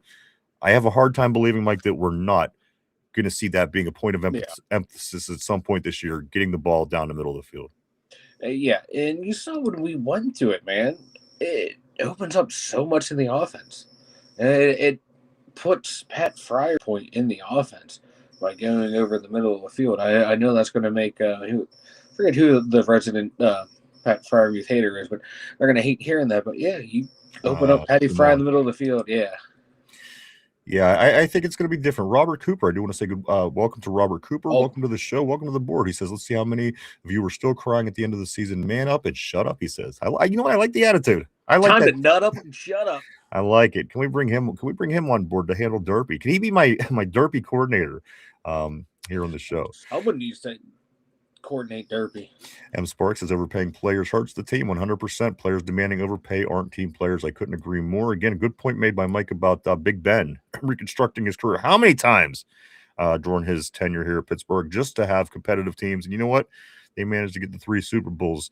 Let me jump in on a Mark Malone comment. TJ only counted as $23.3 million against the cap last year. That's not an opinion. It's 100% easily verified. It's a verified. TC says this Mike is always hiring guys who make sense for his staff. David Muse says TJ will be better this year, and I want to trust you. I haven't seen it go that direction in the last 2 years. That's why I struggle with it myself. Again, I hope he does. I'm rooting for him. Nobody wants him to fail. You got to understand. It's kind of just going off of what have you done for me lately, and the trend of what his career has looked like. That's basically what we're going on there. Let's scoot up here again. Yeah, Mike. I was gonna say if we're gonna hold lower talent accountable, we got to hold the higher talent accountable as well. Everybody's got to be This got to be. Listen, we got to get rid of the time where people aren't accountable. Everybody's accountable. The coaches are accountable. Coordinators are accountable. The players are accountable. The high-paid players are accountable. The low-paid special team guys are accountable. Everybody's got to be accountable. I don't know when this went out the window. This is 53 men with a common goal. Everybody has got to be accountable, just like anything else you do, or it's not going to be a success. We're looking for magic answers and players to come out of left field. The fact of the matter is, hold everyone accountable. Make sure everyone wins their battles, play after play, week after week, and do it as a team. Come together, be accountable for what it is that you do, whether it's good or if it isn't, and then you might start to see you moving in the right direction again. I mean, we kind of got away, I think, from what winning football teams do. And again, I'm not going to start throwing names. I'm not going to even do that. I'm just going to say we got away from it. It's something we got to get back to. There needs to be accountability for everybody, no just him. This guy needs to be more accountable. That everybody got to get on the same page if we want to win football games and if we want to move in the direction that we want to see this football team going in as fans, guys. You got to, and it's anything. Why would it be any different? But that's just. We're human. Sometimes we fall out of the way things should be. And again, the teams that do are the ones that seem to be more successful. And we'll be following it. And if this team does the same thing, if everybody's held accountable, in theory, things should be getting better. And we will continue to follow that as well. I do want to go back. I didn't catch the name. I seen a new name and there it is. Rated XM. I want to say welcome to the terrible board. Welcome to the show. Rated XM says this, Steelers defense is long in the tooth at several positions. Like long in the tooth. I think that's a good term to use for some positions. Three names come to mind: Jalen Ramsey, T.J. Watt, Cam Hayward. 3 out of 11. That's a pretty decent percentage of your defense. But still, there's still some younger corners, younger D linemen, and younger linebackers. And I don't think he's not wrong though. He's pinpointing the first 3 names that you said, of course. Yeah, that's what he's making. A good percentage of your starters. Lindsay can't wait for a smoke break. It's pretty cold. How is that working? I do have to ask you. The smoke break's got to be cold, especially this time of year.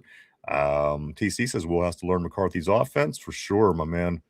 Let me scoot. And again, you know how I roll, guys. I want to talk about every one of these comments. Sometimes it's just not possible, but I'm trying to jump along, grab some newbies, grab some people that's been here. Just trying to be fair. Let me scoot up a little bit too. Is Gainwell getting signed? That's a good question by Armac. Armac, it's being speculated that he's probably going to be elsewhere. Somebody's going to pay him money, and he's probably going to go elsewhere. And teams are saying, I'm reading that we should probably prepare for life after Gainwell, which we don't know. It's out of it's something we don't know as of just yet. Mike, have you heard anything as far as Gainwell? Kenny Gainwell, of course, our MVP from last season. I haven't seen anything definitive. I'd love for him to come back. I think they can find a role for him in this offense. you would hope they'd be able to find a role for him in this offense, because you see how dynamic he was last year.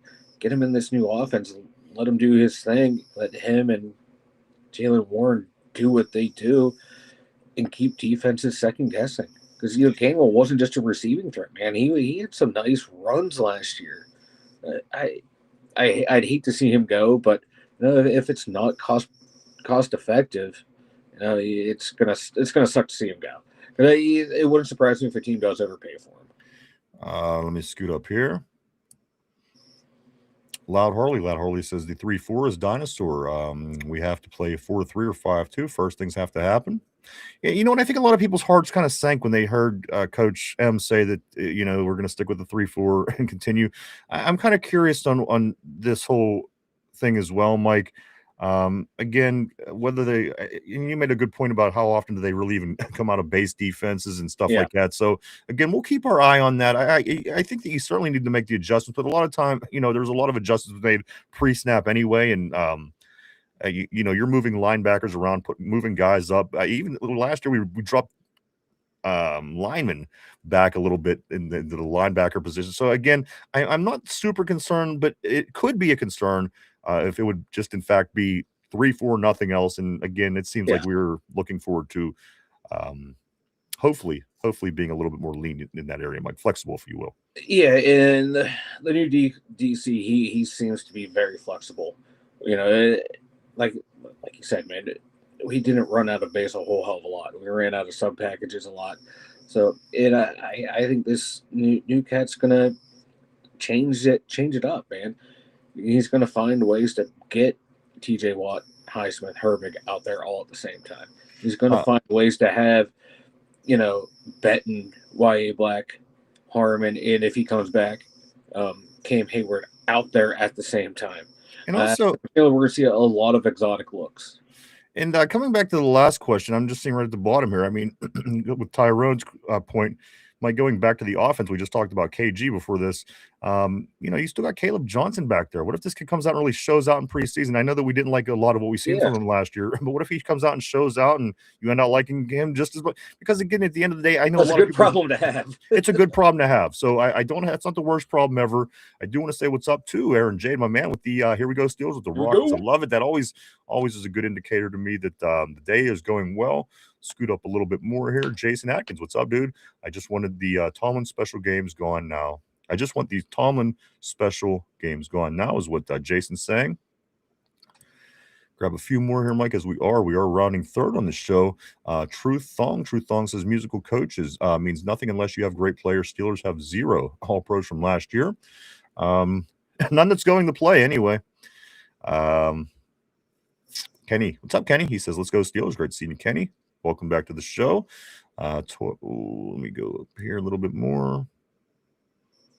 Truth Thong, we need good players. That's my point. For sure. And you know what? Hopefully we address that. We have a dozen picks here in the draft in Pittsburgh. I think that they want to hit a home run. I mean, obviously, you want to hit a home run in your own city.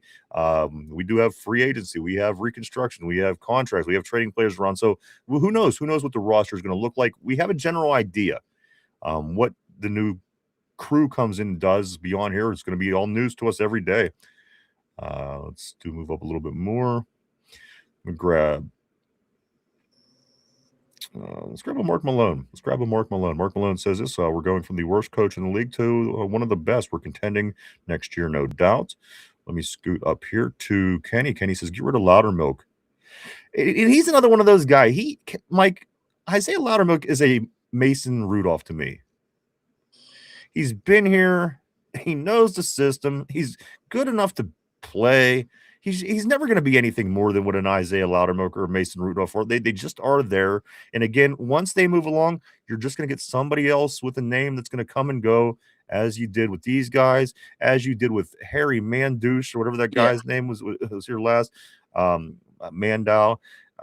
These guys fall in that category for me, Mike. It's a carousel of players that just changes over time. It doesn't really even matter who they are. Isaiah Loudermilk, to me, is that guy. He leaves, you're going to get a new Isaiah Loudermilk, and he's going to be an underachieving player that's kind of just there that fills in the spot, and then eventually he's going to go. It's just a certain carousel, Mike, that you see, and it's been that way forever. Yeah, I don't know if it's ever changed. Those bottom tier D linemen, but if they can go out and find another YA Black in like the 4th, 5th round. Well, see, yeah, he's different, of course. Now we're cooking. Now we're talking some good shit right there. So I'm looking for at least one D lineman drafted in this draft. Not in the top 3 rounds, but maybe the 4th round. I think we potentially might have a 2nd, 4th round pick, depending on the way the comp picks go. Maybe use one on a D line in that range, because you still need some depth there. Let me jump in on this Corey Beavers, of course. Don't drink that. Guys, if you're the conspiracy theories right here on YouTube, go check out Corey's show, Don't Drink That. All kind of cool things. Time travel, what the government's up to. Go check out Corey, Don't Drink That, right here on YouTube. Corey says this, at Truth, the only all-pro players on the Patriots was Brady. Look at how many Super Bowls they won. That shit don't matter. It's a team game. It only matters when you're asking for stupid money. Truth Thong says TJ, Cam, Queen, Peyton Wilson, Duggar, Siamalu, Metcalf, old wash guys. Peyton Wilson? He's only his 2nd or 3rd year. I wouldn't say that he's washed yet, but maybe some of these other guys. I think Siamalu's on the move. Yeah, Siamalu's not, I believe. I don't think you pay him anymore. No. When you look at these names, Metcalf, he's not going anywhere. Duggar, I mean, he was kind of a late addition. I mean, if you're go ahead, Mike. Duggar, I think if you get Elliott back and Jalen Ramsey back, he's not a bad number. Right. Right. TJ and Cam, of course, are the ones that are sucking up a lot of money on defense. No, Derek Harmon's good. We know that. Let me scoot up here. Jason. Still, I'm just going to kind of look for a few different names as we are kind of getting to that time of the show. We're going to be doing trivia here in just a moment. Do stick around for that. You know what else I was going to do? If Derpy would have popped up, I was going to make him take off his shirt and sing happy birthday to Ty today. Who wouldn't want somebody with big breasts singing happy birthday to them? But Derpy, this is why we're having our big meeting, guys, in just 10 days. I'm just going to leave it at that. Let me scoot a little further here. Somber says, we're just rock with Warren, KG, and Lou Nichols, somebody that I did love in preseason last year, of course. He knew I love Lou Nichols. I thought he looked damn good. Let's scoot up a little bit here. Fried bologna. Great name. Fried bologna says, ownership is naive to think players won't leave, retire, request trades. Scoot up a little bit further. We ain't won with them. We can continue to not win with them or without them. What's that? We haven't won with any of these guys, so Tyron said, oh, hell no, man. He's like, it's not like we're losing bad. You won Super Bowls, or go leave. There's the door. Yeah, TJ, there's the door. Cam, take your 0 playoff success with you. They don't care. They want our money. As long as hey, they have a team that's locked in to pay them mad money. Why would they go anywhere? They're like, you know what? I'm not going anywhere. These guys are dumb enough to pay me. Quarterback won money, but again, let me do move one here. Ty says this. Mike Ty says, oh hell no, on the Derpy singing happy birthday with no shirt on. Listen, I was trying to do something nice, but you try and make people happy, Ryan. Sometimes you win, sometimes you lose. Ty says, my eyes be ruined forever. Mine too, my friend. Mine too. Oh. Let me go back a little bit, Mike, and then we are going to dip into the trivia time. I want to just go back and see if there's a name or two that maybe I haven't grabbed or seen along the way. I do want to say thank you to everybody. You guys are amazing on the board, and the comments. Awesome. Love them. Again, we will read them all. It's I promise you that. Let me just scoot down here a little bit. I don't want to. I don't want to pass on anybody that might be new, because again, they're new. And we are the true voice of the fan in Pittsburgh. We are. My focus is to make sure every person in Steeler Nation has a voice. That's my goal. It truly is my goal here. And again, I'm going down here and I'm not seeing. There's a lot, so just bear with me as I do this. Like, let's see. And you know what I'm going to do? I'm going to get back to real normal time here, because it is that time. Mike, why don't you go ahead and tell everybody about the website while I get the trivia of the day ready? The 2dumyinzers.com. Check it out, everyone. We got the merch store. We got the Dumb Thoughts over there. And we got all of our links to all of our social media over there at the2dumyinzers.com. Go check it out, everybody. A lot of cool things. Mike does a lot of work over on the website. He has his dumb thoughts. He has contact information. He also has links to all 901 of the Two Dum Yinzers shows, and also the really cool logo, our cool fist logo. You may have seen it, guys. There's a lot of cool things over there with that logo on it. Go check it out at www.d2dumyinzers.com. That's www.d2dumyinzers.com. Time to get into trivia. Put on your thinking caps, everybody. Here's the question of the day. This is not one that you're going to be able to answer easily. It's going to take quite a few different names, and this is what it's going to be today, because this is where we be. This is the question of the day, guys. Here we go. Hands up, so I'm not cheating. What is going on? What was that loud banging? Did you drop something? Yeah, I dropped something. All right.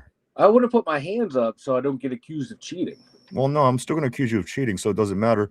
But whatever that was, it dropped. My God, that was loud. I'm sorry. I'm so sorry. All right, instead of destructing, or let me get this out, Mike. Let's work together. Let's do this, guys. This is the question of the day. Here we go. Name Coach T's 5 offensive coordinators. Guys, the question of the day. Let's name all 5 of Coach Tomlin's offensive coordinators. That's right. There was 5 of them. If you think you know them, you think you know 1, you think you know 3, you think you know 2, throw your guesses up there, guys. Question of the day. Name all 5 of Coach Tomlin's offensive coordinators while coaching here in Pittsburgh. That is the question of the day. Think that over, guys. We're live 5 days a week right here, Monday through Friday, 11:30 a.m. to 2:30 p.m. every day right here on the Tube. On Tube. Also, guys, if you are going to be watching, and we do have, Mike, the Senior Bowl tomorrow at around noon. Check that out. It's going to be on the NFL Network. Get a look at some of these younger guys that are coming out of the out of college that are going to be in the draft, and even some guys that some of these guys may not even get drafted. So you're going to be seeing post-draft signings, things like this. You're going to want to learn some of these guys' names and who they are and what their abilities are. So tune in tomorrow. Check out the Senior Bowl on the NFL Network at 12:30. And if you like to drink a little bit while you're watching football, don't hesitate, as always, to stop and get yourself some Duquesne Pilsner. That's right, guys. Now available in Giant Eagle. You can stop and get 12 packs and 6 packs. Get your cases anywhere else, guys. The gentlemen at Duquesne Pilsner go out of their way to help us, and they add us in a lot of their promotions. So we like to give it back to them and show them some love as well. So if you're not a drinker, stop by their websites or their Facebook page. Show them some love. Otherwise, stop and get yourself some Duquesne Pilsner. We always have it on tap here at the studio, guys. It is made right here in Pittsburgh. Duquesne Pilsner. It says it right on the can, Mike. Grab a Duke. Grab a Duke. All right, let's go. Let's get into it. Question of the day is this. Name Coach T's, all 5 of his offensive coordinators. Mike Tomlin had 5 offensive coordinators here while in Pittsburgh. Let's take go to the board here first, Mike. Tortilla says Matt Canada, Matt Mexico, Matt China, Matt Williamson, and Jonnu Smith. Tortilla, you nailed it once again. Just kidding. Just Learning says Canada, Smith, Faulkner, Sullivan, and Haley. Not a bad group of guesses. Let's see what else we got going on. Tyrone says Matt Canada, Todd Haley, Arthur Bum, Smith, Ken Wisenhunt. Okay, there we go. Also, throw your guesses on the board. You may know, you may not know. He says, I don't know the last one. Mike, what's your thought process on this? He said you think you know these, all 5 of them, huh? I know these. So I'm going to go backwards. Artie Smith, Matt Canada, Ben's buddy Randy Fichtner, Todd Haley, Bruce Arians, Ken Wisenhunt. Is that your final answer? Final answer. All right. TC is saying Smith, Canada, Arians, Randy, and Haley. Okay. All right. There you go. And that's your final answer, Mike. Yeah. All right. Here we go. I'll give you just another second. Do throw up your guesses, guys. If you think you know Mike Tomlin's 5 offensive coordinators, of course. Somber's throwing Haley in there as well. Give just another moment on that, guys, to get your guesses up there. You may or may not know them. But Mike thinks that he has it. As he mentioned, 6 of the 5 offensive coordinators under Mike Tomlin. Did I count 6? Oh shit, man, I lost count. Well, Wiz was at the split, so I mean, I went with his 5, and Wiz was he was already on the move. He went out to Arizona. He was getting ready. Yeah, that's right. Yeah, so Wiz. I'm gonna give you a hint. Wiz is not on this list. Yeah. So the 5, I'm seeing Arians. Yeah. I'm seeing Haley. How do you say what was Ben's buddy's last name? How do you pronounce it? Randy Fichtner. Fichtner. I always had a problem with Fichtner. Haley, Canada, Arians, Haley, Fichtner. Tana Lurie is saying Matt Canada and Arthur Smith. Not bad guesses, guys. Question of the day. Yes, that is it, Summer. Thank you. Fichtner. Thank you. Fichtner. Here we go, guys. Question of the day. Who were Mike Tomlin's 5 offensive coordinators, guys? Some of you's got it. Some of you's got some wrong answers, but for the most part, we think we got it all. Let me start going forwards. From 07 to 11. From 07 to 11, it was, in fact, Bruce Arians. From 2012 to 2017, it was, in fact, Todd Haley. From 2018 to 2020, it was Randy Fichtner. From 21 to 23, it was Matt Canada. And, of course, guys, everybody knows from 24 and 25, it was, in fact, Arthur Smith. So Mike, along with his ChatGPT, nails it. Everybody else on the board, very intelligent. I'm sure they all knew it right off the top of their head. But this one right next to me, you got to watch him. Guys, but that is the correct answer. Yes, it was, in fact, Arians, Haley, Fichtner, Canada, and Arthur Smith is the correct answer, guys. Great job. If you got it, most people did get it just in fragmented ways, but great job with you on that. Mike, before we do start getting to wrap things up, anything about this, the week, everything that we talked about, coaches, McCarthy, it's been a busy week on the show, as it is a busy offseason for the Steelers. Mike, what do you have to add before we do get ready to start wrapping them up? Yeah, I'm intrigued by some of these hires. I can't wait to, my God, preseason starts to see what their philosophy is going to be. That's when you're going to know, okay, what they really want to do. I just can't wait. I can't wait to see who the offensive coordinator is going to be. A lot of fun stuff happened this week, and there's a lot more to come. Like Ryan always says, man, we're here all off season, so every little move that happens, we're going to be here talking about it. And this is my favorite time of the year. Yeah, Mike, I love the off season. You know what? There's people that are weird like you that do. Just kidding. We love the off season here. It's somber, man. The thing is, it's some people love to just watch football, and that's fine. There's nothing wrong with just watching. But if you want to stick around and do it all year round, we are certainly here for every step of the way, guys. That's not going to change. We'll be back Monday again to do it all over again at our regular time. I do also want to say these few things before we do leave. The Pittsburgh Penguins win their 5th straight game, Mike, with a 6-2 win over the Chicago Blackhawks. They'll be back at it tomorrow at 3:30 at home, hosting the New York Rangers, hopefully continuing to add to their 27-14-11 record, starting to make way in the NHL. The Penguins are the new coach energy. I'm telling you, it's a thing. I bet you the Steelers benefit from this as well. Also, guys, the Senior Bowl tomorrow at 12:30 on the NFL Network. Check that out. We'll talk about all this stuff and so much more on Monday when we do come back at our regular time. A couple other things before we do roll. Monday is Groundhog's Day. So we do got that coming up. Also, Ty, I do want to wish you a happy birthday, brother, as Tyrone's birthday is tomorrow. Happy birthday to you. We'll celebrate a little bit more on Monday with you. I do want to say these other things, and we are going to get ready to take off as it is about that time, that part of the show, guys. I want to say these few things. I want to say thank you so much. Do go check out, if you haven't, or any of our social media. We are all over the internet, guys. You can check us out at Facebook, X, formerly known as Twitter, Instagram, Threads, even TikTok. Google us, AI us, whatever you like. We're out there. If you want to keep up with what the two Dum Yinzers are up to on a day-to-day basis, go check those things out. Hit the like, hit the follow button. Also, if you haven't had a chance yet, do hit the like button down below right here on YouTube. Like, sub, share, comment, anything like that. They all help in the algorithm, guys. We appreciate it as always. Mike, and here we are. We're going into, again, the last couple days of January. We got 1 month knocked out. Super Bowl's next week. Pro Bowl Tuesday. So much more to come, Mike. So much more to come. I'm sure people will be hired by the Steelers over the weekend. Before we even get to talk to these guys next, again, guys, so much is going on, and we love the fact that everybody's here. We love the fact everyone still wants to talk so in depth about everything. It's what we do. It's what we do all year long. So we're welcome. We're happy. We're thankful that everybody does come and hang out with us, guys. I want to say thank you so much for doing just that. We appreciate each and every one of you. We truly, honestly do. We wouldn't do without you guys. Thank you so much. I want to thank everybody on the board. You guys always keep things interesting here on the show. You are the lifeblood of the show. You truly are. And everybody that's at home, maybe you're at work, in the car, at the gym, wherever you are, thank you too.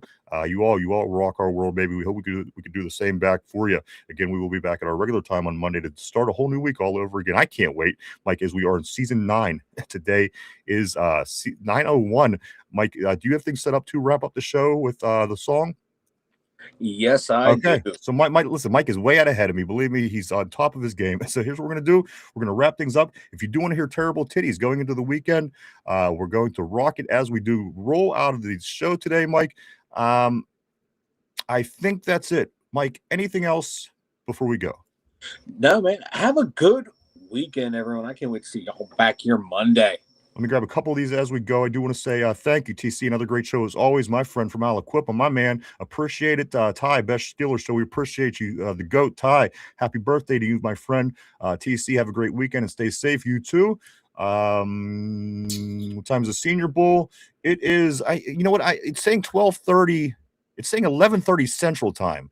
And I see Somber says 2:30 Eastern Time. So do check into that. My source right here that I'm looking at from my Google page is that Central Time, they have it at 11:30, which would make it 12:30 here. And I see Somber saying 2:30. So do look in your local area. Look up your guide before you do watch the Senior Bowl tomorrow. That is, again, tomorrow. Also, Tortilla. Shout out Ryan. Shout out Mike. Shout out Tater. Everybody. Shout out to the Steeler gang. Georgianne, always great seeing you. Hey, better late than never, guys. Again, thank you so much. Mike's going to get things rolling here to wrap up your weekend for you with terrible titties. Again, if you missed it yesterday, if you enjoyed it yesterday, or you're just ready for some laughs, guys, have a great weekend. For Derpy, for Finch, for Mike, myself, the 2 Dum Yinzers, have a great, safe, warm weekend. And Mike, leave them with a little terrible titties to go into the weekend. Bye, everybody.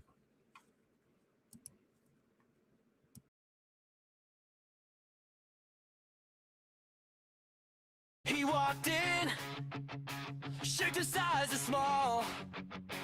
Whole bar went silent. Like, bro, you're smuggling parade balloons. The cotton looking vibe.